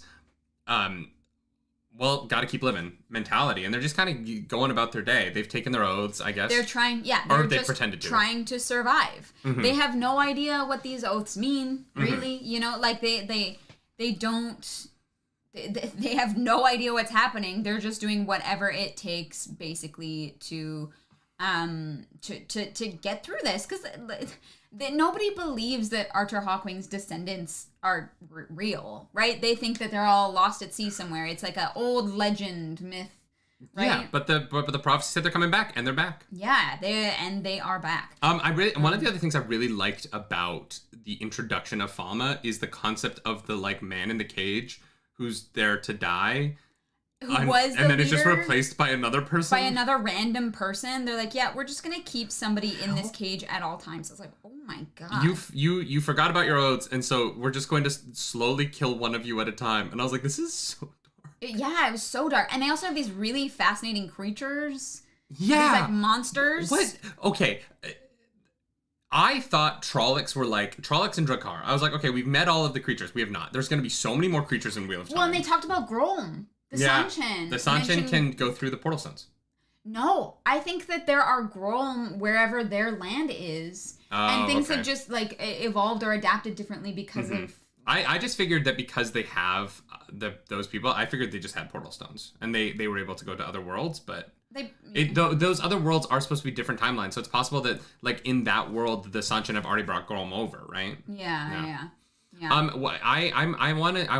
hope this show has the budget to make those scaled cat lizards. I'm so into it. I want one. It's like a lion and a lizard had a baby, and I want one. Yeah. It wouldn't have fur, so I wouldn't be allergic to it. That's true. Because it has scales, so we could have that. Yeah, we could. If it was a cat with scales, we could have it in the house. That would be great. Awesome. I would love that. Sorry. They're just saying the Sanchin are like the Australians. Sailing over. So yeah, we meet the High Lord, and he is like... they do this thing, and it's kind of a trope, but where, like, the High Lord is a little bit chill, but his, like, right-hand man is not. No, has just zero chill. Yeah. Like, less than zero chill. He's like, you will speak properly in front of the captain. And the High Lord's like, dude, calm down. Like, he doesn't even say anything. He's like, whatever. Like, he's like, But he gets the guy to leave, and he's like, I'm fascinated by you. Yeah. Quendalar. And I'm like, how is Bale Domon going to get out of this? Because we learned that, he's collecting Quendalar, I don't know how the hell you say it. He's collecting it, and the only one who has a bigger collection is literally the Empress herself. And so I wonder if that is going to come into play, especially, like, several books down the line, because we know that this substance Quendalar? stone, whatever it is rare. It's even rarer over there than it is over here. What do you mean if it'll come into play? Well, there's it's like the seal on the Dark Ones. Yeah, but that's what I mean. Like, it's like of course it's like gonna come into play. An entire collection. Oh, she called me and then called you. Okay. Yeah. Your mom's trying to get. Eric, thank you for that super chat. Man in the Cage is the Watcher's leader. Yeah, but they said when he dies, they're gonna replace him with another one, right? Yeah. It doesn't matter. I love. Apparently, canonically, the Sanchins sound like they're from Texas. So they're just like. Is that? Don't you mention the acid die in front of me. No. Don't you dare, Bale Domon. No, that doesn't work for me. Oh, you call yourself a ship captain? Well, let me tell you what, Bale Domon. I'm going to take your Quendalar. I'm going to... Yeah. Mm. Oh, God. That is definitely not how I imagined they sounded, but all right, sure. We'll go with it. Matthew McConaughey would be so funny. That would be I would love if Matthew McConaughey was like a big Wheel of Time fan. He was like, I just want to be on the show. And like, do you want to be the High Lord? And he's like, well, hell all right. Oh, God. So the High Lord, I think drinks coffee. I think that's what calf is supposed to be. I love, just call it coffee. Every fantasy universe wants to be like calf. Oh, it's Jav. Oh, it's like... Yeah. There's always like a word for it. Just call it coffee. Yeah, I know. It's coffee. It's like a dark substance that the aroma is enjoyable as well. But like every sci-fi fantasy universe wants to call it calf. And it's like, just let it be coffee. It's just coffee. Every other word in the book is English. It is fine if they drink coffee. It is not world breaking that coffee still exists. Or maybe coffee doesn't exist anymore because we used it all up and because we're dicks like that. And then, the apocalypse happened and they didn't know what coffee was. So they called it something because they needed a name for it. Oh, sure. It's just that it's one of those things where, like, you get into these cultures in these books and these movies, and it's always like, what is this? Oh, that's a mug. Oh, okay. What is this? That's a cup. What is this? Oh, that's a pancake. What is this? It's calf. And you're like, if everything else has the same name, why is coffee the one thing that just consistently... Coffee and tobacco. Coffee and tobacco are like the two things that every sci-fi fantasy franchise wants to have like a slightly shortened name. Yeah. That's not a shortened name. Longbottom Leaf is very long. It is always funny. It is always coffee that is shortened to like calf or jav or... There's always some weird... It's always the drugs. It's always the drugs. Maybe that's it. Maybe, you know what? Drugs. Maybe that's it. Maybe it's like in the 90s, Robert Jordan was like, God God, I don't want this to get banned out of schools. And so I'm going to change the names of things like that so that, That's, yeah. I was going to say the MPAA doesn't come from me, but the MPAA is a movie organization, so. Yeah. Anyways, we get to chapter 30. We're kind of left. That's all we get of Ship Captain this chunk. And I'm hoping he shows up at the end because he's probably going to be there. I think that he's how Rand escapes. Oh, okay, fair enough. I think that shit's gonna go down on Tom and Head, and I think that Rand and Mat and Perrin are going to escape Tom and Head on his ship, and he's going to sail them to Tarvalon. And that's how Mat gets to Tarvalon in the next book, is that they're being chased. And I think that, like, literally this book is gonna end with them being chased by the Sanshin, and Rand is going to have to channel to push the Sanshin back. Okay, interesting. That's my prediction for the end of the book. Here's the thing. Rand's gonna have to come up with some fancy stuff to fight the other channelers, because I don't think he does. No, because he seems pretty powerful. Yeah, I think that the freedom of not being leashed gives him a power that they don't have. Especially because he's also very strong. Like, even Varen is like, I can't use portal stones. Yeah, the one power seems to be very much like a magic system based on like will and intent. And I know that there's like weaves that people can learn that allow them to do specific things, but there seems to be a lot of magic use in this world that is based on almost like the Green Lanterns, right? Where it's like, oh, if you have enough will, you can make something happen. And when you take a power like that and you give it to a group of people who are leashed, who are literally being controlled in their day-to-day actions, because they lose will and intent, their ability to be creative with the one power is diminished, and therefore their power is diminished. No matter how powerful you are, if you can't be creative with it, you're gonna lose. I think that's one of the really in the Harry Potter books when they introduced that Flitwick is this dueling champion. Because he's brilliant, right? And because he's smaller, but he would outthink his opponents. Yeah. And magic is one of those things where, like, if you can outthink something like, if you can outthink your opponent with magic, you'll usually win. And so sure. I really love the concept of the leashing, because they have so much power, and yet when you put them against someone like Rand, who's going to have the freedom to behave any way that he wants and doesn't need to be told what to do, he will have the advantage in that fight. Yeah. So I think of that super chat. Thank you for the super chat. You can have ale, but never coffee. I miss ale. Yeah, beer, ale, all that's the same, but coffee's not the same. I'm not having any alcohol till my birthday, and I miss whiskey and beer. Aw, I'm sorry. It's okay. I can't relate. So next chapter, we finally get our party reunited. Rand goes to the same guy at the gates and is like, "Yo, Ingtar, is he here yet?" The guy's like, "I don't know what you're talking about." Goes and then sees literally the inn is on fire. Yeah. Rushes back to the roof is on fire. I won't sing the rest of that song because it gets dirty. Because we never get dirty on this show. No. We don't. I can't say the next part of that song without shouting. Okay. Yeah. Please don't do that. Yeah. I'm surprised you don't know that song. Yeah, Rand runs back and goes in. They obviously know what happened. The thing that bothers me is that there's a couple times in this chunk where Rand thinks he sees something and it's like, "Oh, I'm just being nervous." And it's like, "No, dude. You saw like he's like, I thought I saw." Yeah, but he's losing. He doesn't want to believe that he's losing his mind, so he cannot trust his own eyes right now. Like, and that's the whole the whole story of what he's like. He's been told by everyone that he's going to lose his mind. He's going to see things that aren't there, and so when he starts to do that, his first instinct is to say, "Nope, didn't see anything. It's just side in. It's just the taint, right?" Rand, come on. Yeah, he literally starts like he's like. Thinks he sees like dark friends like spying on them. Of course, the inn light's on fire. He has to go back, pull Huron out, and poor Huron. What a G. They lost. What a boss. Huron, man, what a good dude. Huron's doing his best. So they lose the horn, and in the same way, the dagger. The dagger is inside the case. And Padden Fain clearly doesn't know how to open it because that case is heavy, so it'd be much easier to just take the horn and the dagger and run, right? But they have to take the full case. He pulls Huron out of the fire, and who shows up? A boy Ingtar. We got Varen, we got Perrin, we got Mat. No, Mat shows up first. Mat is the first one? Oh. Yeah, Matt's like, "Rand, it is you!" Because Ingtar, right. Yeah, because Matt's like the first one running up, and he's just there, and I was like, what? And then they're all there, and I was like, oh, okay. I was like, why is Matt alone? Why is Matt? Yeah. How did Matt get away? Yeah. feel bad for Loyal because his books, he just has to leave them. He's like, books! I know. Cairhien can't get himself out, so it's very sad. Well, and there's no printing press in this world, right? So, like, those are written by hand. But he does have books, like, in his pockets. Oh, yeah. No. But those are his extra books. I know. Those are his... I love it. I love Loyal. He's one of my favorite characters, for sure. But our party is reunited. They go stay at a different inn. Varen basically is like, I know a place.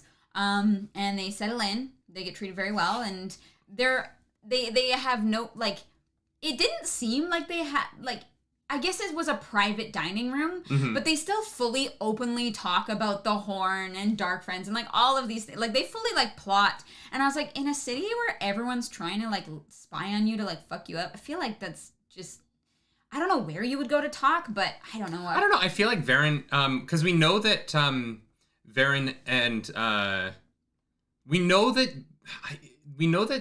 at least Sawan has a weave that allows them to not be heard outside the room they're in, right?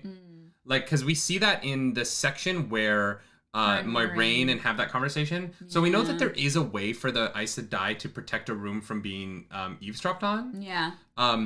And maybe so Varen does that, yeah. I don't know. I wouldn't think too much into it, unless something explicitly happens later. But the way that everything goes in Cairhien, no one eavesdrops on them, or else something different would have happened, right? Yeah. It was just interesting because I didn't think about that at all. I was just like, oh, they're just freely talking about. All right, cool. Yeah.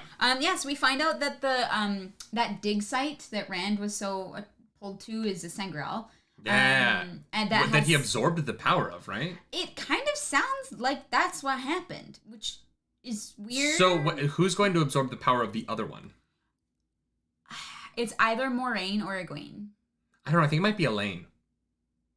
You think so? Yeah, if they're going to be like a duo, you know what I mean? If they're going to be, and like, you know, it doesn't necessarily have to be someone who Rand is romantically partnered with, but I would be really interested to see that other Angreal be absorbed. And maybe it's not absorbed. That's the way it read to me. Yeah, I guess so. It was just interesting. I literally wrote down the quote, because Varen is straight up talking to Rand at this point in front of everybody else. Yeah. But it's like, what Aes Sedai today would aid a man channeling, right? Yeah. And it's for like, because Ingtar's there, and Ingtar's like, oh, well, this thing seems very dangerous. Like, it shouldn't be, like, unearthed. And Varen's like, I wouldn't worry about it too much. And Rand's like, I'm not worried. It made me say I had to go see the Aiel. So, you know. Yeah. It was Drake, thank you for that super chat. I always think of Sidon, Sidar as AC and DC power. You can do the same thing, sure, but not the same way. Oh, well, interesting. And when we find, Varen does say that these two have to be used in conjunction with each other. Drake, would you say that you've been thunderstruck? Thunderstruck! Oh my god. All right, the podcast listeners are going all right, it's all right. Our mic is peaking so badly. Sorry. But it is weird because in that chapter we kind of had no idea what was going on. Obviously, it was like a powerful object, and it seems that Rand just like I don't even know how to. Josh Truff!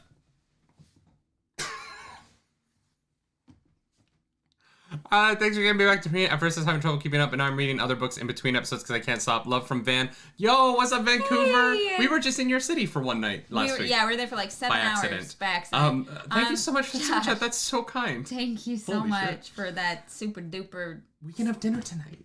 Oh, we can have dinner tonight. Oh my god. I'm so kidding. We're fine. We're fine. This is free content. Do not ever feel pressure. We appreciate the super chats. It is incredibly kind. Y'all, this community is amazing. But like, please do not ever feel pressure to donate or anything. I promise are doing all right. But we do appreciate Josh, it very much. thank you. That is really, really kind of you. Thank you. Yeah, I feel like people who like, you should get like a badge. I know, right? I know. YouTube needs to get on that. Although if you do become a Narg of the Nerd Table, you do get a badge. So I mean, like if you have a super chat like that, you should just automatically get a month. Can we turn that on somehow? I don't. Like super chats over a certain level get like an automatic month of Nargdom. I don't think that there's a feat for that, but we can look into it. Anyway, not important. Yeah. Anyways, become a Narg of the Nerd Table if you want a cute badge. So they we get a little bit of info about that artifact, I guess, from the Age of Legends. Yeah, very cool. Yeah, and then we get my favorite part of this whole chapter is that they're sitting there and she's like, okay, well, if we wait 2 days, I will put in some feelers, say that I'm interested in invitation, and then I'll get one. And and Huron's like, Rand already has one. Rand's like, yeah, it's the one thing I saved from the fire. Yeah. Which, thank goodness, I guess. Then Varen takes the invitation from the king and goes, oh, Barthanes, that's fantastic. Crumples king, up the other one and throws it in the I almost wish that Robert Jordan had been right. And then she exclaimed, Kobe, and tossed it into the fire. Oh, yeah. Kobe. Yeah, no, it was that moment. I thought for sure that Varen was not going to just toss the other letter in the fire. Like, she does not give a damn. And I thought it was very funny. Because it is very reminiscent of what Rand has been doing. Which I'm sure is on purpose. Well, and they already know. So at this point, they already know. So we skipped over the fact that at this point they already know that the horn went through Barthane's manor. Right. Because Huron, despite the fact that he was injured, Huron is such a boss that he was like, I have to keep working. Mm-hmm. He's like you and I at 1:00 in the morning when we're still editing stuff. Yeah. Except better than both of us. He's like, I gotta keep working, and so they know that it's Barthane, so they're accepting this the letter because they're like, we need to figure out where that horn is. Yeah. And we need to steal it, and they're like, is it Ocean's 11 time? I think it's Ocean's 11 time. Ocean's 11 time. William Essling, did you know that steak is meat? What's up, dude? Hi, steak is meat. Thank you for the super chat. Thank you for the super chat. And so yeah, they are like, we're gonna Ocean's 11 this shit. Yeah. We're gonna have like some of us pretend to be rich, some of us pretend to be servants. Matt is a little shit about it. And like I get it, but also like Matt, like, don't you want that dagger back? Like, he just is so salty. To be fair, he's dying. I guess. But he says he feels fine. Yeah, I don't know that that's true. I think that he's putting on a brave face. I think that the way that it's talked about, I think Matt internally is in a tougher place than he admits. That's fair. The difficulty that he's going through is unimaginable, and I think that one of the things I really, I ever since the beginning of book 1, y'all know, I think Robert Jordan's writing is incredible. Yeah. And I think that one of the things that he's done really well in this section in terms of description is the way that he describes Matt and the way that he describes how other people view Matt versus like the relationship Matt seems to have with himself is really fascinating, and like he just uses language that I would have never expected in so many of these cases. Yeah. And it's really beautiful. I'm really struck consistently by just the way that he describes the saddest things, but still makes them seem so real and almost hopeful is so nice. Yeah. Mm-hmm. Yeah. It's really well done. And there's I think we all like really sympathize with Matt, even though Matt's a little shit. Like a lot of the time, there's a lot of sympathy there for him, But he's just a prankster. Here's the thing, like, Show Matt is a very different character, obviously, because he's a thief. And I read the original script for Wheel of Time that leaked this past week, and I don't like parts of it. But the thing I don't like most about it is the sex scene between Matt and Denya, the girl that he like sleeps with to rob. It's really uncomfortable, and it's very much, it doesn't feel like something that comes from Matt in the books. Yeah. And so Matt in the books is very different. He's not a bad person in any way. He's just a bored kid from a small town who's a little bit of a prankster, right? Yeah. And I think that being a prankster doesn't make you a bad person inherently in any way. And I don't know. I just wish we could have had more of the light that is the book Matt in the show. I do miss that. Yeah. Old Bones, thank you for the super chat. Matt's heroin addiction is only slightly comforted by the methadone Moiraine gave him. But here's the Seriously, that is the most apt description of what he looks like right now, is a former heroin addict on methadone. Yeah. And if you've never seen that, go to the 38th Street McDonald's on 7th Avenue in New York City if you want to see someone recovering on methadone. Well, and here's the thing, like, we know that the magics that have been worked on Matt are not working as well as originally anticipated. Mm-hmm. Matt, we find out that like Matt only has a few weeks. Yeah. Which is really, really scary. And honestly, all things considered, I think Matt like handles it fairly well. He's not, he's not giving up, and he's still able to keep a certain amount of lightheartedness, even though he's still smiling. You know what I mean? Yeah. So yes, it reminds me of that. He reminds me of that Elton John song. That's like, I'm still standing taller than I ever did. Yeah. Walking like a true survivor. Yeah, it's great. Yeah. So in Ocean's 11 time. Ocean's they 11. Dress up for the party. Go to the party, and they're literally like, oh, we're invited tomorrow night. How convenient.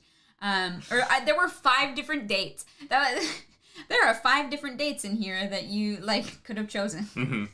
Oh, there's also in the letter, Varian is like, what project were you interested in, Barthanes or whatever? And he's like, I don't know what you're talking about, but I think it's meant to be the dig site. No, it is. That the king is unearthing. Yeah. So that part kind of went over my head. Barthanes thinks that Rand is working for the king when he's there, or is in line with the king when he's there. Samantha, thank you so much for that super chat. Thank you. Yes, we lost all our light, mischievous characters when Matt and Min got grimdarked on the show. I agree with that. Yeah. I read that pilot and I was like, oh, Amazon went to Rafe. It wasn't the other way around. I don't think Rafe was like, this is my version of Wheel of Time, right? I think that Amazon went to Rafe and was like, hi, we own Wheel of Time. You've read Wheel of Time. Can you make Wheel of Time Game of Thrones? And that's what that whole pilot reads like. It very much feels like someone was asked to do something. And I don't blame Rafe for that, right? Like these companies, when they commission you to do something, you do your best job at what they ask. And because they're going to have full say. They can veto whatever the hell they want. Yeah, I do feel like it is very much a that pilot reads like someone was told to make a Game of Thrones. And that's how it goes. Yeah. Yeah, exactly.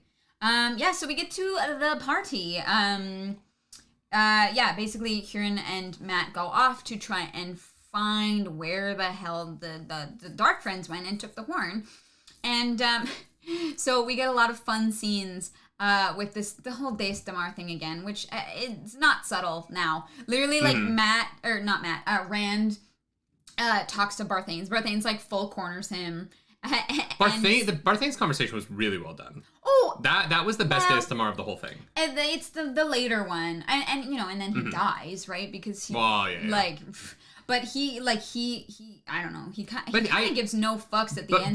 But Barthanes' conversation is at least subtle in what he's trying to get out of Rand. And the first one, you understand. Yeah, but in the second one, he thinks that Rand isn't on Galdrian's side. The first one, where he's trying to suss out where Rand stands. I love that he's it's really it's well written. Yeah, nice. I love that he's like, oh, I didn't realize you knew how to play the game so well. And Rand's like, what? Well, but that's the thing. Like in the game of politics, if you don't know how to do politics, you're going to be great at it. Oh yeah, you look like a master. Because there's tropes in political speech, right? Eiley Klein, thank you for that. You storming dingus, I'm not playing the game of houses. Yeah. I love the word dingus. Methany, thank you so much for that super chat. Thank you for the super chat. In euros. Have another flicker before I go walk my dog. I'm looking forward to catch the VOD later. Thank you. Later, Bethany. And so I love that. So he has this conversation with Barthanes where Barthanes seems satisfied that he's not Galdrian's man through and through, you know? And then he runs into every lady. Every woman in the party is my husband isn't present. Would you like to come? Would you like to come? Come play the flute. Come play the flute. Teach me how to. I was like, what is? Maybe if you play the gold flute, I'll play the skin flute. Wow. That's what it is. They're all like, my husband's out of town. And I love that the third lady walks up and she's like, don't sleep with them. Sleep with me. I don't have a husband. Yeah. Husbands make things so much more complicated. They do. It's true. They do. Do you know how many... God, I have so many problems with husbands. And like, yes, did I sleep with your wife? Yeah. But like, I was told that you knew it was going to happen. So like, I don't know why you're mad at me. Yeah. You're the one who's in London not satisfying her needs, dude. Husbands. No, but it was just very funny, like, how they literally, like, swarmed him and are wearing these, like, massive skirts that, like, cornered him into a wall. And he's like, oh, God. Like... Yeah. It was very funny. And then the other women, like, and he's like, I wish Perrin were here. He would know. I'm like, you. Perrin. The three of you need to sit down and talk about how you're all incompetent with women and stop this game. Yeah. But yeah, my other favorite part was how they were literally calling each other out in front of Rand. Like, well, but this is not subtle. And this is where I was like, these people suck at playing this game. Yeah. And this was the confusing conversation where I was like, I guess like maybe there's less consequences for women in this town, but like it just seems like they were being so open and abrasive about it. Oh, yeah. That I was like, what are you, don't you know that your husband might kill you for this? Like, and that's where Destamar lost some of the luster for me, was in this. It was funny, but it was funny at the cost of my believing in the power of Destamar. See, I thought that it was in the union of marriage in this world, the husbands are in on it. They're like, oh yeah, we need to figure out about this Rand guy, go try and sleep with him to see if you can get any information that then we can leverage to use elsewhere. I figured the husbands were in on it at least part of the time. Right? Maybe, but you wouldn't do that as this publicly, right? Because it would be a shame on your marriage and whatnot. Everybody's doing it. Like, literally, if everyone's doing it, it's whatever. Yeah, and maybe everyone in that party is somewhat on the same side, because they're all Barthane's team and not Galdrian's. It just, it just read as so obvious that there would have been consequences for their actions. Yeah, I agree. In my experience also, if you are at a party and a woman walks up to you in a hoop skirt and, like, tries to take you home, don't. And here's why. They're so hard to get off. There's so much structure. You're going to spend half of your night just trying to figure out how to get the damn thing off of them. Find the girl who's in the, like, slinky, like, bodycon dress, because that's just a whoop and you're good to go. Yeah, that little black dress. That's dating advice from Nerdy Nightly. Wow. Beautiful advice. Yeah. Don't go home with any woman whose clothing looks too complicated. It's not worth it. Yeah, too many straps. Too many straps. Too many straps. And it sucks. I love strappy things. Yeah, I know, but we're married. Like, now it's fine. You'll take the time. But, like, our first date would have been a nightmare. Yeah, so Rand is literally like, Tom, help me. Like, runs over to Tom. And Tom is just like, what is, like, I cannot believe. Like, he's not having it. But he's also like, what is going on right now? And then Huron shows up and is like, oh, Matt twisted his knee. And so away from anyone's ability to see him. Yeah, and so Rand is like, the fool. Well, I guess I should make sure he can still work. Old Bones, thank you for that super chat. He asks, is the dress or the woman hard to get off? Both. Depends on if you know what you're doing. So no, I think that falls on you. It depends on the day. I know. I'm teasing. It depends on their mood, honestly. And I say that with all love and kindness, but like. We're temperamental creatures. I don't know what to tell you.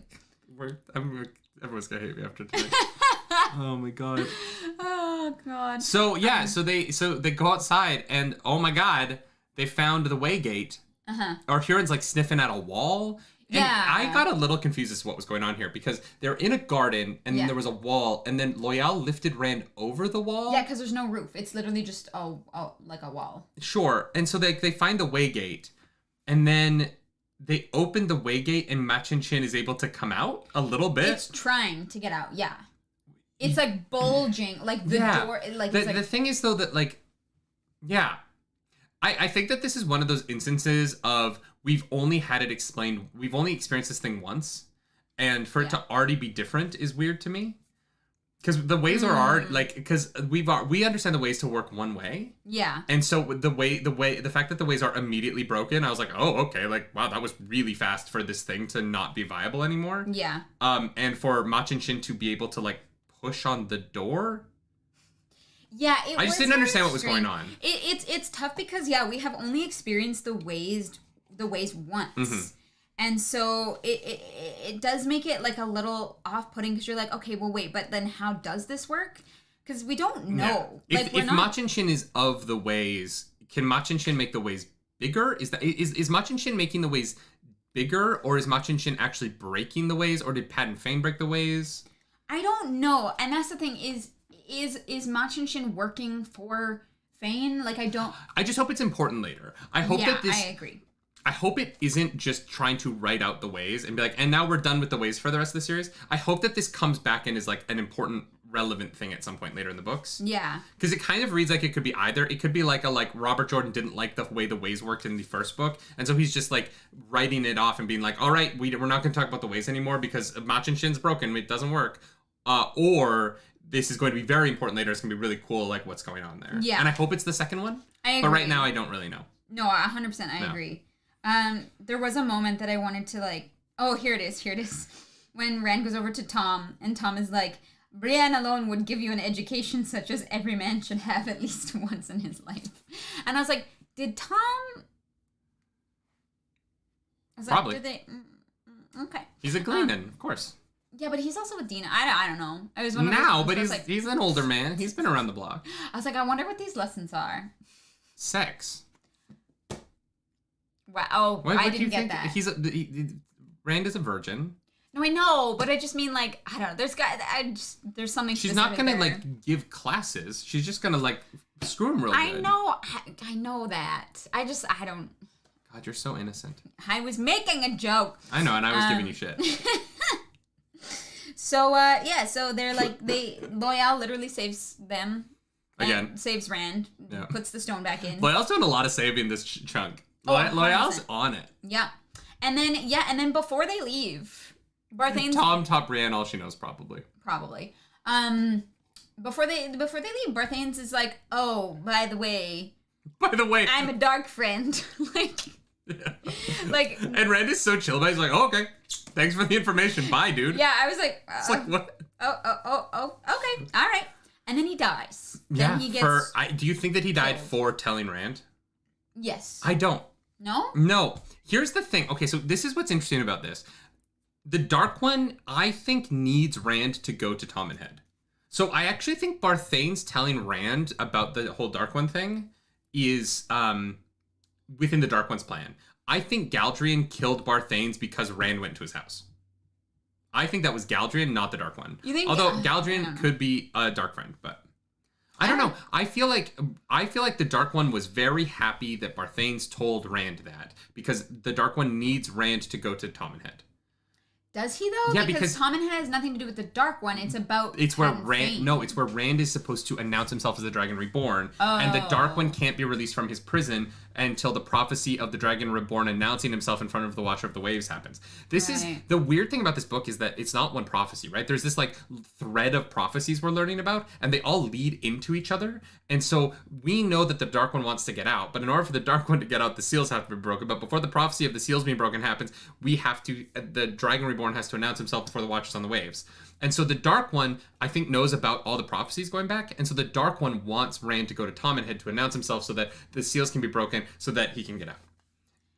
Yeah. Like, Dark One's playing long game here, and I don't think killing Barthane's helps him. I guess, but Barthane's was literally, like, ripped to pieces, right? And his head was put on a spike in front of the fireplace or something. Mm-hmm. You think Galdrain ordered that?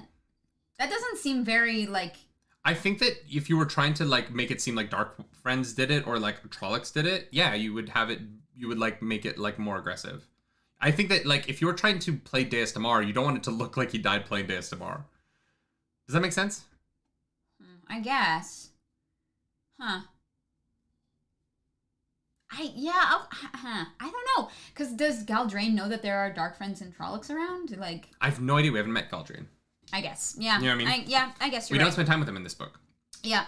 All right. Next chapter. Hurin starts talking to Rand normally again because he's like, you know what? Those they're like, they seem like they got it all together, but man, they're a mess. So maybe that's not the way. Well, I haven't read these books but find these streams interesting. Thank you for the super chat. Thank you, Steak. Sorry we're spoiling Wheel of Time for you. Yeah, Steak is me just wants to hang out. That's fair. Thank you for the super chat. Could it have been Selene, Philip asks. Selene could have done it. I don't know why she would, but she could have. Could have, yeah. Is she going to be in Tom and Head? Do you think Selene's there when they get there? Yeah, I think Selene has to show up. But here's the thing, like, I don't think Selene can show up when Varen's around, so I don't know how that's gonna, like... I think Selene beats them there. Oh, and I think Selene's been sitting there waiting for them. Because we'll get to it, but they travel through time and it's like months later. I think Selene took the normal portal stone path and got there like way ahead of them. Yeah, that's fair. Yeah. The fact that everyone can move through time differently is going to make this franchise. There's going to be points in this franchise where I'm pulling out my hair trying to figure out how people got places, and it's always going to be, oh well, there's magic portal stones that can travel through time. Yeah. I wrote that Fain left a message, meet me at Tom and Head or I'll fuck you up. That's what I wrote down. He basically like threatens everyone in Rand's life. So Rand is like, well, and Tom and Head is close to Emmons Field, right? So yep, and Matt only has a few weeks. So Rand is like, I'm going. It doesn't matter, but And I'm then going. they're like, we have to go somewhere to move faster. Where's there a way gate nearby? Oh my god. Well, Ogier time! before we get there... Not Ogier time, I take it back. It's Tom's chapter. Tom Marilyn goes home. We have already kind of talked about this, so I did. don't know if there's much to add on, but yeah, comes home and Dina's... And he's like, you know what? Dina's gonna perform for the first time tonight. I'm gonna let her... God, I know, and I was like, it hurt. It hurt so bad. Yeah. Yeah, and then they make it seem like it's like Barthane's people who there murdered it, and then Xena, I think, who is like, oh no, he the famously... warrior princess. Or no, is it Xena or is it Zira? Can't remember. Xena. I think it's Xena. I read it as Xena, but I'm dyslexic, so don't trust me. I can't remember. Anyways, she's like, oh no, this guy famously works for the king. Mm-hmm. Awkward. And then, I mean, basically, Tom leaves with determination. I don't know where he's going, though. Me neither. I legitimately... Because he doesn't know about Tom and Head. Nobody knows the prophecies. But he doesn't know that Rand is the dragon. But the Tom and Head prophecy is the one from the two Aes Sedai that Moiraine hears. So I don't know that Tom knows that one. Right? Like, Tom doesn't know about Tom and Head. So, and also doesn't have a way to get there. So I don't know where Tom is going. I don't know where Tom is going either. I have a feeling he won't be in the rest of the book. In the rest of the book? Okay. Yeah, I have a feeling, or unless he shows up at Tarvalon, but I don't think he's around for much. Oh, it is Zira. Okay, I thought I was like... Is it Zira? I definitely read Xena. I kept flipping between the two, and then I was like, no, it's Zira because the Lion King 2. She's like the evil lion. That's the one with the genie in it, right? You ain't never had a friend like me? No. Lion King 2? No. So Tom, poor Tom. Like, you know. I feel so bad for him. Yeah. But yeah, he does kill those two guys, though. Even with his lip, Tom is still like... Straight up murders those guys. He's got knives. He reminds... I don't know if you guys play Valorant, but there's a character in Valorant whose ultimate ability, she has these 5 knives, and she goes... And I was like, oh my god, Tom is like that. He's just like throwing knives. Yeah. He presses X, throws on his ultimate, and just starts throwing knives at people. Yeah, I feel so bad for him. But Yeah, I don't know where he's going, so I guess we'll come back to Tom.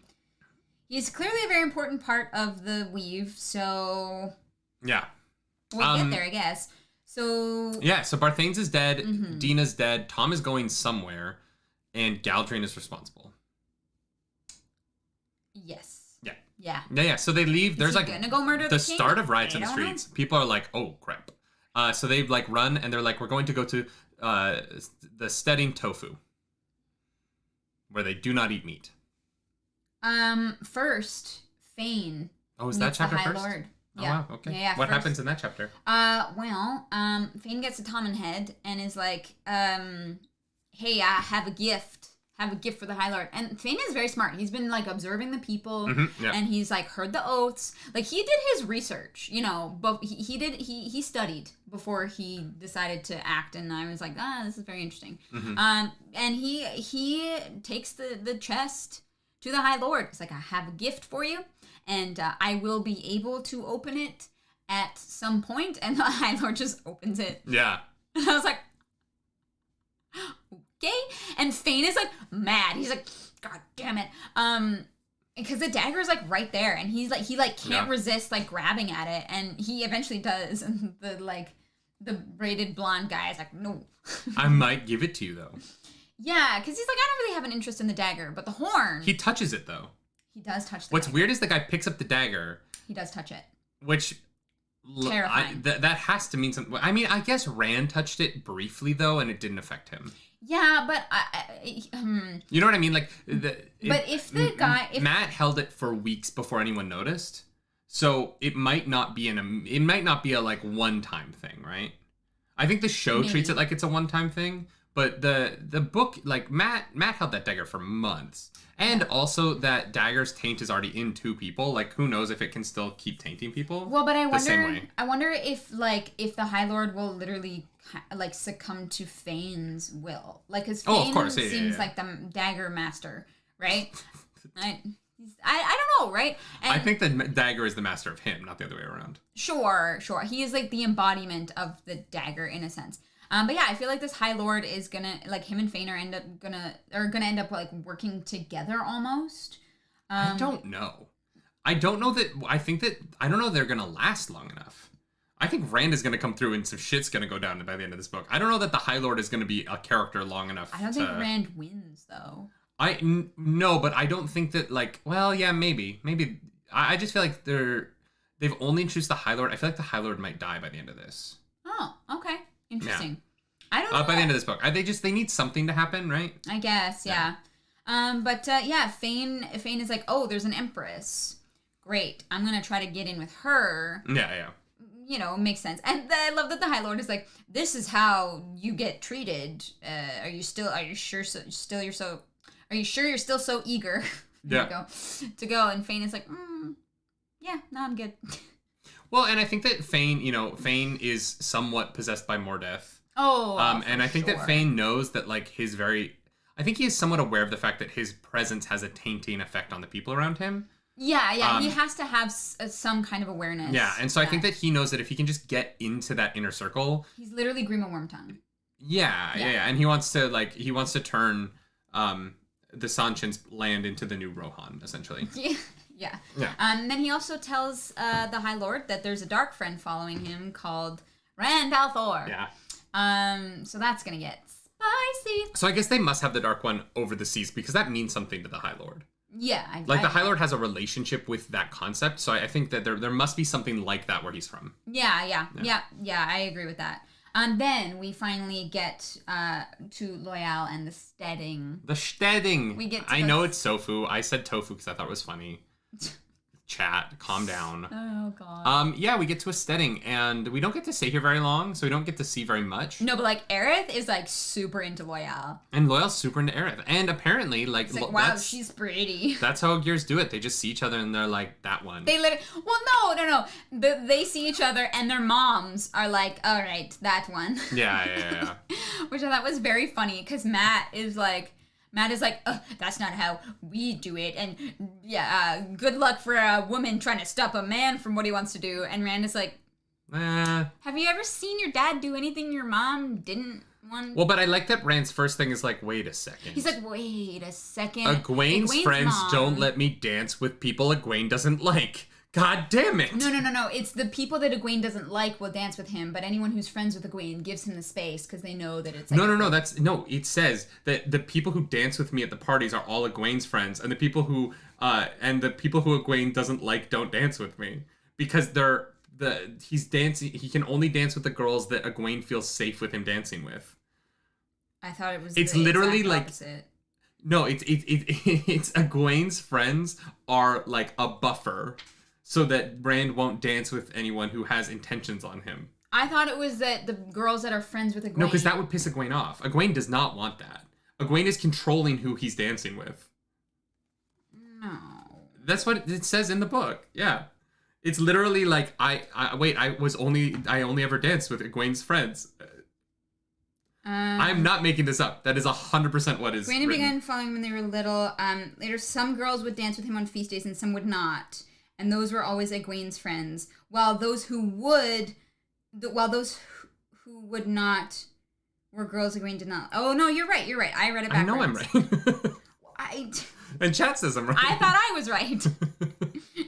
I mean, no, but I have. The other one would numbers. Also make sense, right? If it's the girls that if a girl doesn't like Egwene and she knows that Egwene likes Rand, she would try to dance with him. You know what I mean? That is it seems very high school. That's not the point of what's being said here. The point is that what is being said in this moment is that Rand is thinking back on his life and realizing that the women in his life were controlling him. Not that the women were playing games. He's realized, and so if it was the other way around, it would not be what he would be disagreeing with Loyal. He's agreeing with Loyal because what he is seeing is that the women in his life have been just as controlling as the Ogier women are. They're just a little bit less obvious about it. And so Egwene will not let him dance with women she doesn't like. But he never realized until this moment. It's important that it goes that way, or else it doesn't work thematically with what's being said. Right. In the piece. Because Matt is like, the men do the choosing, and the Rand is like, nah, I think we do it the same way. And Matt's like, oh. But we also get to meet more Aiel. In this chapter. There's just 3 Aiel there trying to get some shit. Straight up try and murder the guys that are there. Yeah, which was weird. Because we understand that, like, there's no fighting in the Steading, and everyone just like forgets that. The pact. Yeah. And then they say it enough times that the Aiel are like, oh yeah, you're right. It was very odd, and I don't know why the Aiel were trying to kill these guys. I didn't like it as a first introduction to Maidens of the Spear because they came across as like rash. Emotional to the point of very rash, like losing their sense. I wouldn't have minded this as like a second interaction or something later on, but as an introduction to these characters who are supposed to be so controlled that they're like the best of the best because they are trained from birth, they're like ready, they're like, you know, they're like SEAL Team 6 of the Aiel, right? We introduce them and they just immediately don't have that sense about them. And I was like, oh, the Maidens of the Spear are kind of, they're easy to manipulate because they don't have the best mindset. Because that other Aiel who like showed himself to Ingtar and the troop, there were clearly other Aiel hiding there, and yeah, they could have fought them, but they didn't. And so them being there and immediately going to just like murder the people that walked up to them. Yeah. I don't mind them murdering the people who walked up to them. Outside of the Steading. I just think that within the Steading, the fact that the Aiel were aggressors, I think that I found it odd that they were aggressors. I think that Ingtar should have been the aggressor, and then it would have made more sense to me. But the Aiel showing aggression first to me is what I was like, you're in the Steading, you know better. Like, the Aiel are, and we've been told so many times that the Aiel know better. Yeah. So why didn't they? Yeah, like, and then I never really understood why they didn't, and then it just kind of ends. I was like, oh, okay, I guess that happened. Yeah, it seems like to the Aiel that like there are certain things that are just very, very important to them, including like honor and like respecting. And like there's a lot of respect there, and it just seemed very off-putting. But they threw away their respect for the Ogier in that moment. Yeah, that was what threw me off. I was like, oh, you. It was just very odd. It was very disrespectful to the Ogier, and it as our first introduction to Maidens of the Spear, I was just kind of like, okay. Or maybe they're all like that. Maybe they are all like ready to fight at a moment's notice and don't have that same respect. I don't know. Just they don't think like I don't know. It was just like strange. It just feels like their culture to me was told that it was all about respect and honor, and that they did not have a problem with the Ogier, and that it was just it wasn't my favorite part of this chunk of the chapters. I wish that we had understood the Maidens of the Spear a little bit before this. Yeah. Because this just kind of felt. I was like, if I was the Ogier, I would kick him out. I'd be like, oh yeah, I'd be like, leave. Like, what are you doing? And the fact that like multiple people have to be like the pact. Was a little bit. Sir Blaze says maidens are more aggressive since they feel they have more to prove. I understand the concept of that. Why? No, why would it still makes your characters seem less intelligent. No, why would they have more to prove? They live in a society where... We live in a society. No. They live in a society where, like, Maidens of the Spear are, like, respected. And, like, there are places that the men cannot go and only certain women are chosen to go. Like, I don't think that they do have more to prove. I think that they just were, like, hasty. And I don't know. It was strange, right? Like, they fully, like, the one person was like, Shainarans, and they put their veils up and were literally about to straight up murder them until, like, 4 different people were like, the pact. Yeah. And, like, I don't know. It was odd. It was very strange. I didn't like it. And then they disappeared. They get the wood that they needed, and that's we get the information that the Aiel have their own kind of Aes Sedai here. So, like, it's an important scene in terms of audience information. Yeah. But it was fine. Yeah. I don't know. Yeah, it just based on what we had learned about the Aiel so far, just seemed very strange. The Aiel's relation. I understand the Aiel's relationship to the Shainarans. And I think that if this encounter had happened anywhere else, I would have bought it 100%. Yeah. It was just so much the disrespect for the Ogiers that bothered me. Yeah, they were in the middle of the Steading. Yeah. It was a weird encounter. But then we go see the elders. Yeah. Who we find out is who are literally the hierarchy of the elders is literally age, which I thought was interesting. Yeah. She's like, I'm the lead elder. I'm the oldest Ogier. I was like, oh, okay, like that's Well, and I'm pretty sure Aerith is the great granddaughter of the main. If I recall the names correctly, she says she's. Is that what you wrote in your notes? Yeah. But I'm gonna say Alar. I think I'm assuming that's Alar. I don't know. How else Philip pronounce asked, "What do you make of their reactions to Rand?" Oh well, I mean, they obviously think that he's a Aiel who's wearing a sword, and to them that's like a big no-no, right? Because Aiel don't use swords. Yeah, I don't know. They're like, he's wearing a sword. Yeah, I think that they think he's Aiel immediately, but then I think they immediately like, oh, maybe he's not. Well, yeah, because he doesn't interact. He doesn't have any Aiel-ness about him, right? Yeah, but also like they're looking for someone who's supposed to be like one of them. Maybe they follow. No, there's no way, because then they go through the portal stones. But I was like, it's the Aiel women. If they're there looking for someone regarding this prophecy, I mean, Rand sticks out like a sore thumb. You'd think that they maybe would. They don't see the mark on his hand though, so they don't know yet. No, they'll find out in book 3. Yeah, I guess so. But yeah, Alar is she's like, yes, I see you have one of our own from Steading Shangtai. Is that yeah, Shangtai. I was like, which I'm assuming is like in our world where Shanghai is, that it's like a. I guess. Yeah. So she's like, well, if you want him to go with you, just like make sure you bring him home safe. And I was like, yeah, I the elders. I'm worried about Loyal. I'm not. Loyal is the Neville Longbottom of this series.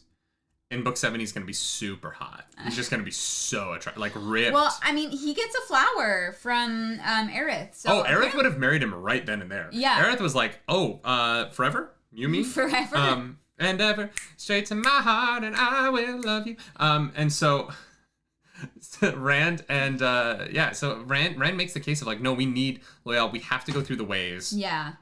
He is necessary to this. Mm-hmm. And I don't know, I think that like, as much as, I thought we were going to get like a Treebeard moment where they were like, we're going to talk for 6 years about this. Yeah. And they're going to have to like flee in the night. Yeah. I'm glad they didn't do that. Me too. I thought that's where this was going, and I'm like, I'm glad that's not what we got. All right, we're at the 2-hour mark. And we have not yet got to Flicker. Oh, yeah. So I feel like a half hour on Flicker is going to be good, right? Yeah. Because this last chapter is wild. Because basically all that happens now is that Mash and Shin is also waiting at the other way gate. And so they decide that they have to use a portal stone, which conveniently there's one. There's like, there's one nearby. And you're like, okay, cool. Alar right? is like, yeah, we Alar, have one. Yeah. So they decide to use the portal stone. And so they go to the portal stone, and Varen is like, look, I don't know how to use these, so you're gonna have to do it. No, she knows how to. She's not powerful enough. Oh, sorry. Yes. And if she were to try to channel enough to, she would burn herself out. Yeah. Because she's of the brown Asha. She's a thinker, not a doer. Yeah. I don't know why this is a doer. I don't know either. Stop that.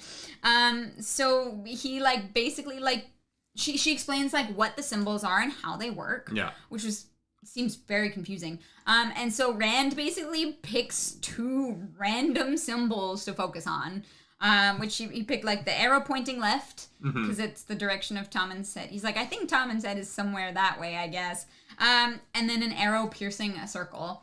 And which is the like sign of Tommen head or something like that.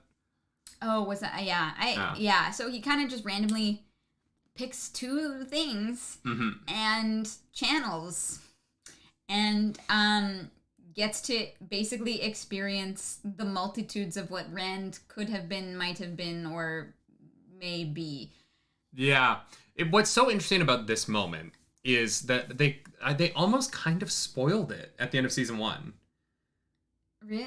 Because like now when they do the like, that's Egwene and we're married, is this real moment? They've already done it. Right. Because that is one of the scenes that he goes through. But essentially Rand gets to see many different lives. And I'm assuming you wrote them down in order. No, because I would have wrote a novel. So what the scenes are that he experiences. Yeah, so the first one that we get is Willie Messing, thank you for that, because doers use their hands. Thank you for the super chat. That's Appreciate it. that. That's it, 100%. Flicker, flicking the possibility bean. So, Varen's like, something is wrong. And the very first one that we get is, we're transported all the way back. Yeah, Flicker 1. Flicker 1 is, Tam. who they get attacked by the Trollocs, and Rand straight up gets stabbed and dies. Yeah. That's literally number one. Which is the most likely scenario in that. Flicker. The fact that he survives that encounter at all is shocking. It's pretty incredible, the Taverin, you know what I mean? So that's the first one, and then I have won again, Lews Therin. And the flicker thing, because we hear I have won again, Lews Therin, and then flicker is in italicized underneath of it, I was like, is he saying flicker? And then I was like, I don't. You know what's weird about the flicker thing? What? Is I couldn't stop thinking of the movie Flicker, that horse movie. Or maybe it's Flicka. I don't. There's a horse movie called Flicka or Flicker. And I literally, this whole chapter, I couldn't stop thinking about it. And I was literally giggling to myself in bed, just being like picturing Rand watching the movie Flicker in between these scenes. Anyway. Yeah, so that is Flicker number one. Flicker number two is Married to Egwene. Which is where they pulled the end of season 1 stuff from. Yeah, but he has these moods that make him like really dark and broody. Well, and it is the madness, right? Like, it is the taint. And I think that what's fun about this, and I don't know if Rand is going to realize it, but the flickers are giving him foreshadowing on the signs of his own madness. Yeah. Things for him to look out for. Yeah. And I don't know if he's going to be aware of that, but if he was aware of it, I think that he could do a lot to kind of be able to gauge when his madness is really setting in. And I like that they foreshadowed the way he's going to go mad throughout the future books. Well, and I hope that Rand can draw from these experiences to help him. If he remembers them. Well, fair enough. Yeah, if he remembers them.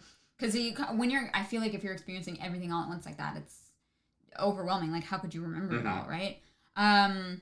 So, yeah, there's like these news of like false dragons, and there's 1 year where there's no merchants or peddlers at all in the Two Rivers, and then the next year they find out Arthur Hawkwing's armies came back, so the Sunshin basically like took over the world. They tore down the White Tower, and there are no more Aes Sedai. Well, there are no more Aes Sedai. Egwene becomes Wisdom, is even better than Nynaeve. Rude. And so because she's kind. She's She's really good at healing people, except for Rand's moods. Yeah. Moods. He has like moods that kind of like grow worse and worse and worse, and like, it affects like sometimes there's just random lightning storms and stuff that happen. And then Egwene dies. Yeah. Like. Do you think that Rand kills her? No. I do. Really? Because he's old when this happens. They're both old. I don't think that he kills her. I think it is the destiny of the Dragon Reborn to kill the people he loves, and I think that like he's not aware that he kills her, but I think he kills her. Oh wow! All right, that's okay. That's awful. He literally like wastes away. He starts like losing fingers, and like his ears. Yeah, because she's the one that's been keeping him going that whole time. Yeah, exactly. Yeah. And so then he ends up fighting Trollocs and Fades that invade the land, and it's kind of like a weird echo. Yeah, which is like Sunshin. What the hell? I thought you were gonna. You failed. They weren't good enough. They didn't have the Horn of Valir and the sword that isn't a sword, or the banner, and they didn't blow the horn on the tier. And exactly. Yeah, so they lose. So they get lost, and we have this kind of echo of Manetheren, in these like farm folk who just pick up weapons. He finds the sword. I really liked they picked up the swords, and it's almost like they remember the battle of because there's this concept like that the blood remembers in this franchise. Yes. And I like that the blood remembers the Battle of Manetheren in this people, and they go to war. Yeah, they say it's saying they had a strange feeling they'd done this before. Yeah. That gave me chills when I read it. I was like, hell yeah. The Battle of Manetheren lives on in their bones, man. Well, and we already kind of know that because of Matt and Perrin, right? And it's this really interesting concept of like reincarnation. It's very cool. But yeah, obviously Rand gets killed in battle because they done for, right? Yeah. And then we flicker again. Flicka. I win again, Lews Therin. And then this next one broke my heart. This is the one where Egwene dies of basically the sickness that comes with discovering the power and never learning how to control it. Becoming one of those 3 of 4 girls who dies. Yeah. Yeah. And it's like a week before their wedding. They're supposed to get married, and it's the week before their wedding, God. and Egwene just screams, like is just screaming and dying, and I was like, this is just so sad.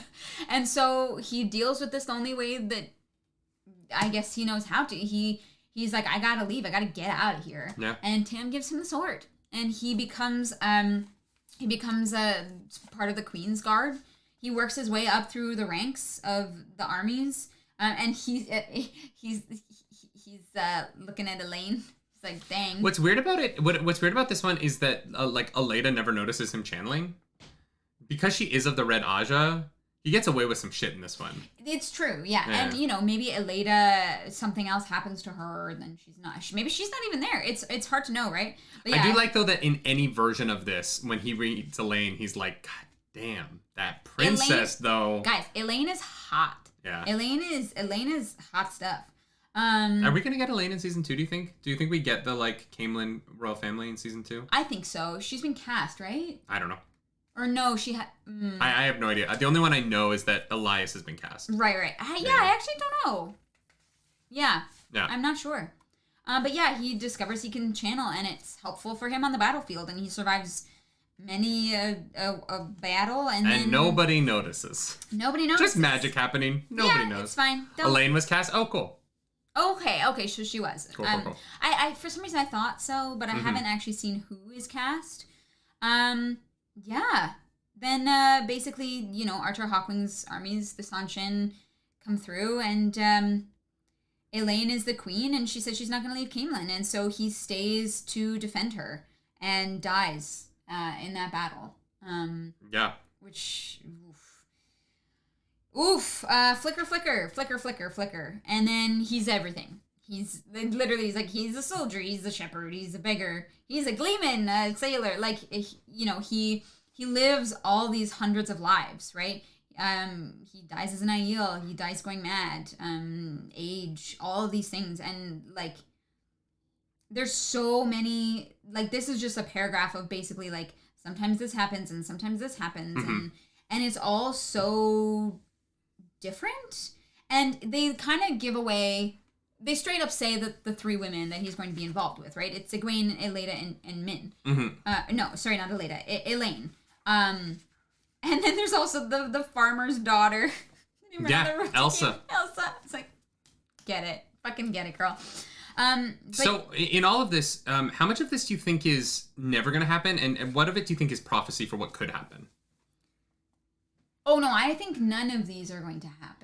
I disagree. I mean, I think there are elements, like, obviously we know that he's involved with Egwene and Elaine and Min. We know that that's going to happen. But, like, but these other things are things that could have been, had things played out differently, right? Yeah, I think that, like, something like him becoming Queensguard is totally a possibility. If him and Elaine end up together, and that's, like, where, and, you know, I think that if he leads from Cairhien, and like he becomes her, like, you know, the Gareth Byrne, I think his name is. If he becomes the like Gareth Byrne of Cairhien and Elaine is the queen, I could see something like that happening. You know, I think there's more in these that are possible. I think that when they go through all the jobs that he has in the many lives, I think a lot of those we're going to see him actually do.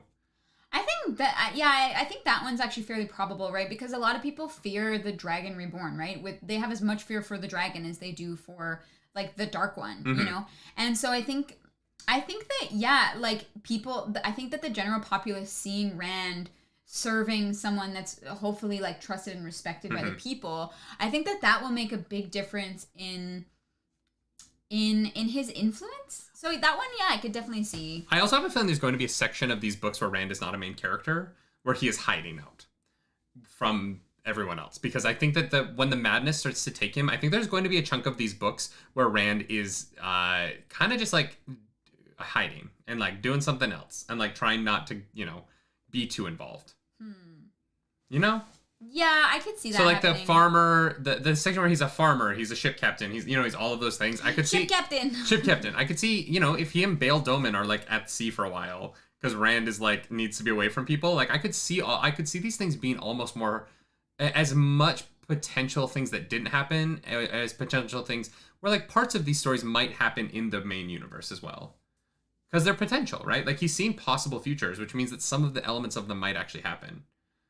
I think like when they say that his ears and his fingers start to fall off, like that might happen, right? Oh God.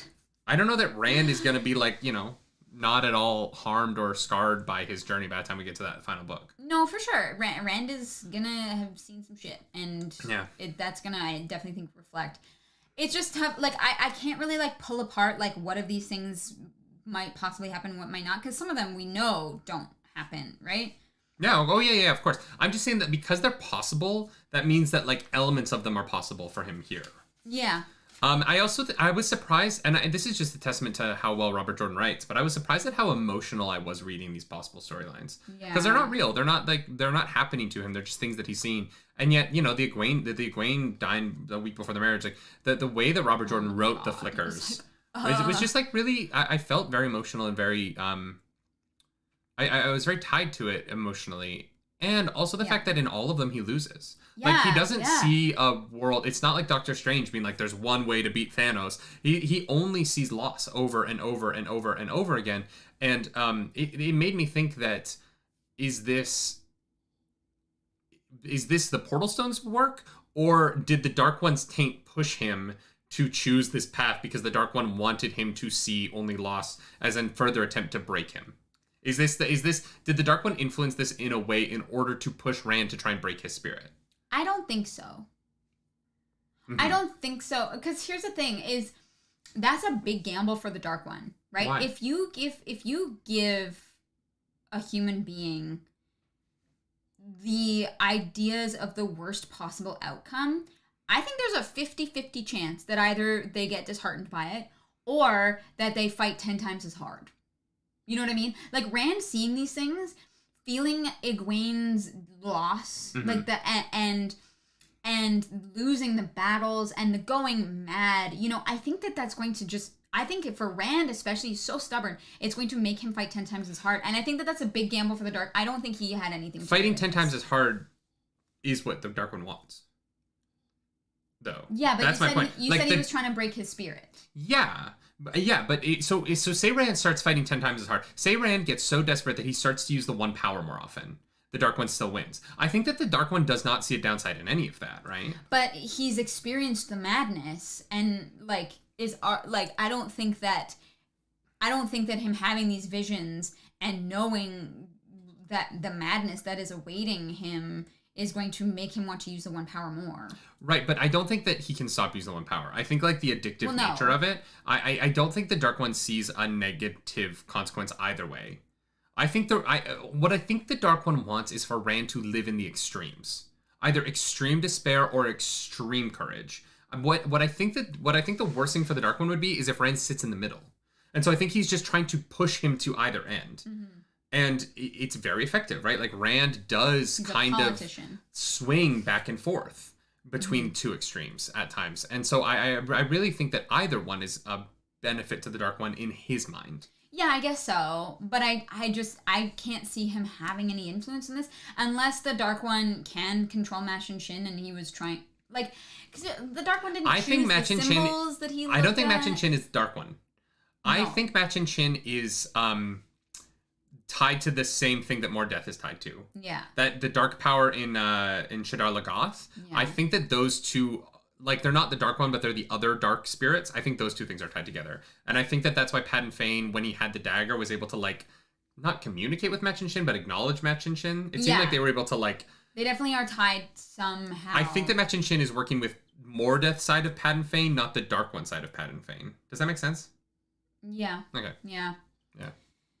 Yeah, this, like you said, the way that it was written was really, like, poignant. And I think in a similar way that, like, Nynaeve's trials were written.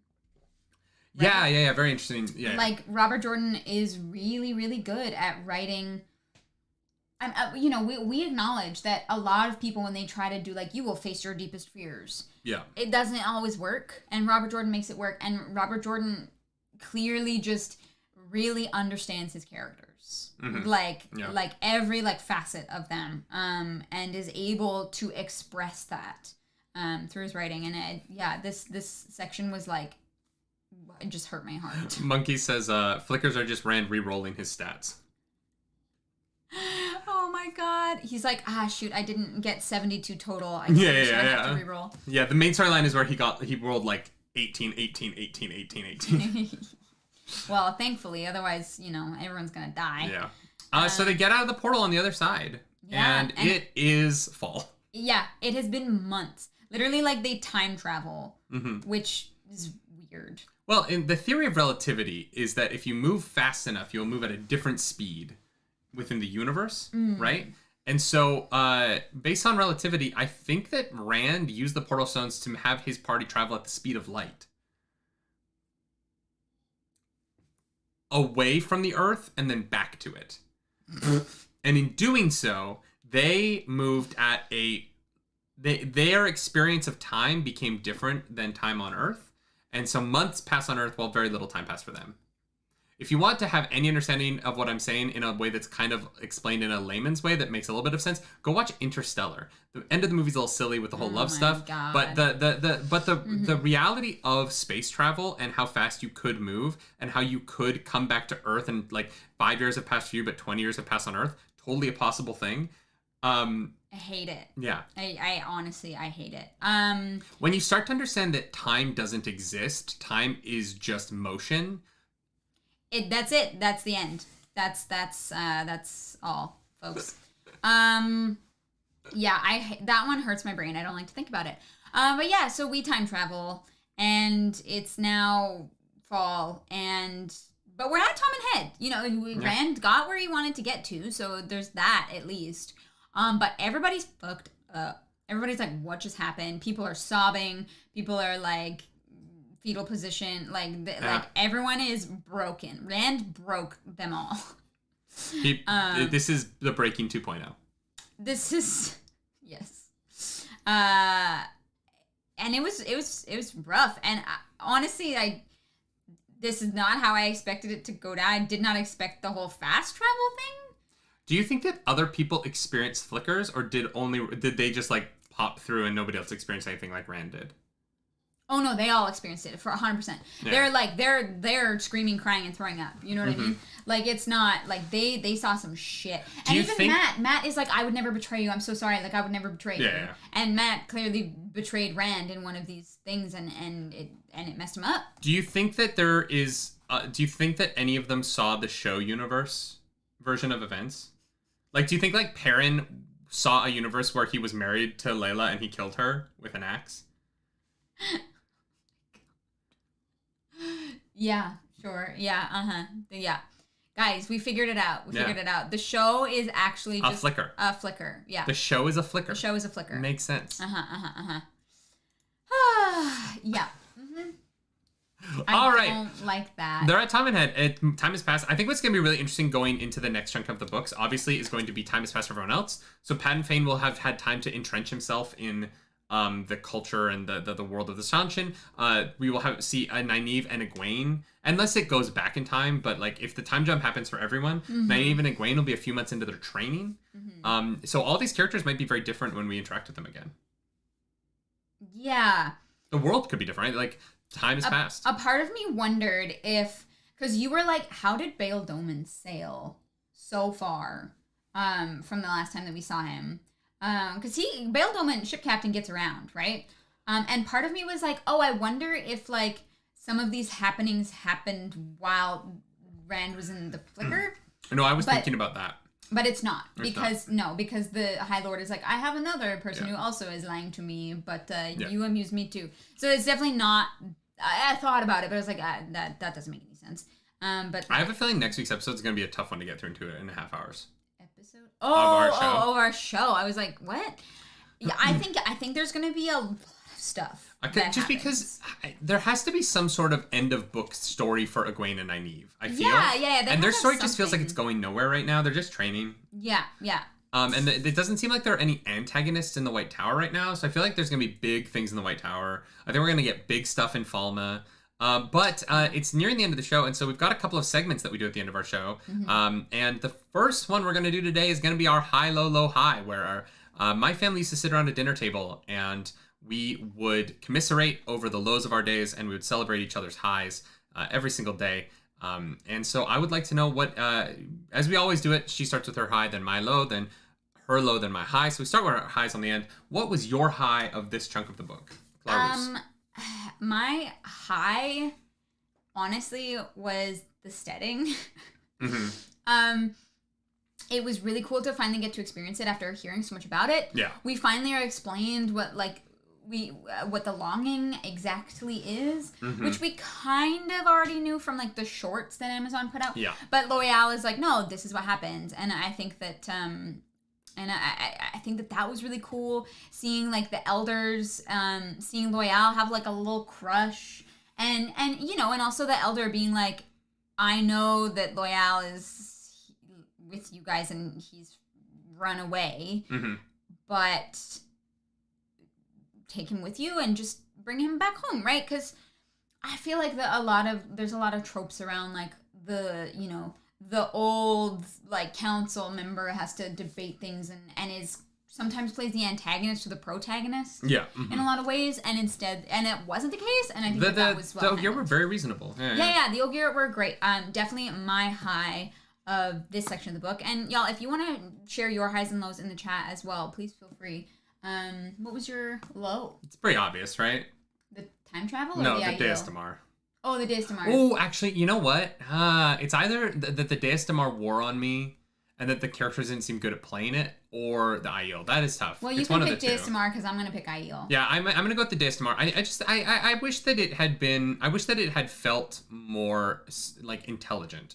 I feel like the one conversation to me felt like it was actually good at it. And I was like, is the point that all these characters are bad at playing the game?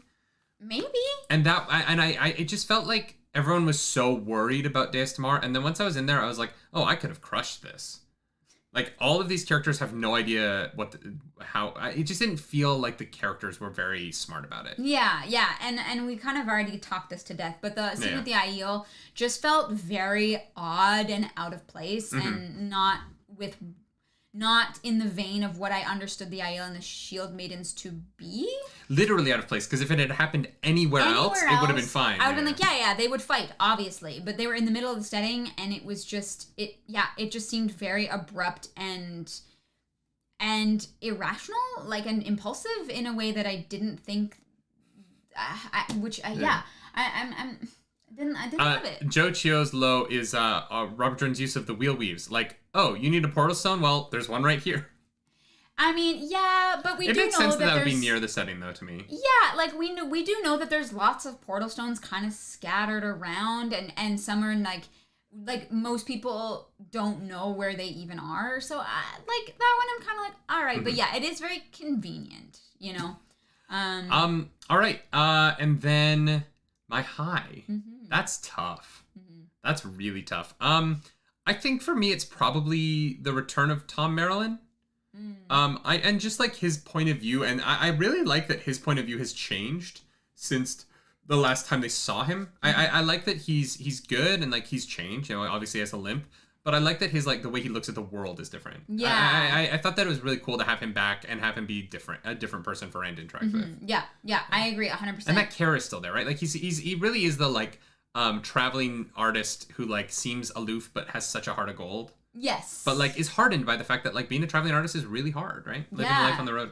And you know, and he doesn't want that for Dina. He wanted her to become like a court musician, you know, and well, it's so hard for a woman on the road like that in this world, right? Oh yeah. You'd have to be a fantastic swordsman. Clarus. We talk about this earlier in the show. We like to hint at things, but we never hinted at a single moment this whole time. Where would you have added a sex scene? Welcome to the Smut Corner, where we go against Robert Jordan's wishes and add sex into the Wheel of Time. Sorry, Robert Jordan, you're just gonna have to deal with it. Before I share that, I do want to just say thank you to our incredible mods. Yes. Who've been here. You are Alan, Dakuna, Monkey, you guys are the best. Wonderful. We appreciate the heck out of you. We also have a Narg Smart t-shirt. That link is in the chat if you want to go check that out. The link's in the chat. We also have a Discord where there is a Wheel of Time chat section that we can go into, and then there's a spoiler section we cannot go into. So feel free to come and hang out outside of Fridays if you just want more Wheel of Time conversations. And if you want to follow us on the internet, I'm at Nerdy Nightly. Yeah, and I'm at Claris Polaris. Where would you add a sex scene? So, okay, all right. I thought about this. I need to know what Brienne is going to teach Rand. That's where I'd add the sex scene. I think that Rand is. That's what you would add? Oh, yeah. You wouldn't add a foursome with all three ladies? No, You're thinking small. You're thinking... I'm saying that all three of them corner him, because there's three ladies and Tom Maryland there. They corner him. Oh, fivesome. You want Tom Maryland to be a part of it. I see how it is. Tom Maryland gives them the background saxophone music. Like, that's what Tom is there. He but on the flutes, the it's like... Yeah, exactly. So Tom is like given the ambiance. So dumb. And the three ladies and Rand all get to bone down, and Rand gets to learn some lessons when he marries Egwene and Min and Elaine. No, he's not marrying Egwene. I know. Elaine, Min, and someone else. Elsa. I think like someone we haven't met or Lanfear. Okay. I think he might turn Lanfear to good. I feel like if Rand can like turn one Forsaken to good, you know what I mean? Okay. I don't know if she's gonna be the Darth Vader of this series. Okay, all right. Yeah. But yeah, that's where I had the sex scene. I think that Tom is into voyeurism. And, I love the idea of Tom playing his harp, right? Watching and like being like a little higher. Yeah, no, keep that rhythm. Oh my God. Just providing like, the instructions. Yeah. Like half full. Jesus Christ. Come on, Rand, you got this. Yeah, he's like Rand's cheerleader. He's like, nah, keep going, bro. Keep going. You got this. All right. Where would I add a sex scene? I mean, like, obviously, like the Ogier. I just want to see what two Ogier having sex looks like. And I just wanted, like, honestly, just watching their, like, eyebrows, like, get so intermingled mid-sex. Get tangled. Yeah. They're in the, like, post-nut clarity, and they're trying to, like, untangle their eyebrows so they can go pee and not get a urinary tract infection. Oh, my God. So that'd be a good one. Like, Loyal and what her name was? Loyal and Elrith or Aerith. I can't. Yeah. That would be fun. That'd be fun. Yeah. I think they're cute. They're I loved the whole like Ogier thing of when a lady likes a guy, she goes and she tells her mother. That's what real people do. I told my mom when I was into you, and then my mom called your mom, and now we're married. That's how it happens. That's how it happened. Yeah. There aren't a lot of other places where I would add a sex scene in these chapters. Those are kind of the ones. I think like oh no, you know what? In the flickers. Like like one of the flickers, he flickers to like a porn universe where like it's just like a full on orgy, and it's like the worst one to Rand. He's like, oh my God, and it's like Perrin, Matt, Nynaeve, Moiraine. They're all just like in a room going at it, and Rand's just in the corner being like, no, Luce, you win, you win, Dark One, you win. I can't. It's like the scene in The Witcher where Yen is just like standing amongst the large orgy in front of her. Yes, 100% that. Oh, God. 100% that. I love that. That's so funny. Oh, God. Yeah, all right. That's our show. That's I love leaving off on Smut Corner. It makes me happy. It's fun, y'all. Next week, the rest of the book. There's no chapters. It's just until the end. Just finish the fucking thing. The whole thing. Yeah. Oh, boy. Yeah. It's gonna be spicy. I came again, Luce Theron. I can't believe we're ending on that. You know the Dark One is kinky. You know it. Does the Dark One have a penis? Well, I don't know. Is the Dark One male? Maybe he has both. Maybe. That's hot. Maybe. Yeah, that was very fun. Guys, thank you all for hanging out with us. Like I said, we got those t-shirts. We're also sponsored by Gamer Sups. It's what's been fueling me this morning. And make sure you follow us around. We're doing lots of the internet stuff. So are we? Yeah. Since when? Well, at least this moment. I was going to say August 2020. Yeah, literally. Yeah. But yeah, feel free to join the Discord if you're enjoying these chats and you just want to come and hang out with other nerds. I just found out super hard. I was trying to think if there's like a kink that I think that the Dark One would kink shame. Would kink shame? Yeah, like what kink would the Dark One kink shame? He would kink shame kink shaming. Oh. No, I think he'd be into that. I think he would kink shame praise kinks. He'd be like, stop being nice to each other. Okay. Yeah. All right. Sure. That makes sense, right? You know what? I don't know what the Dark One is yet, so I don't know how to answer that. Bye, everybody.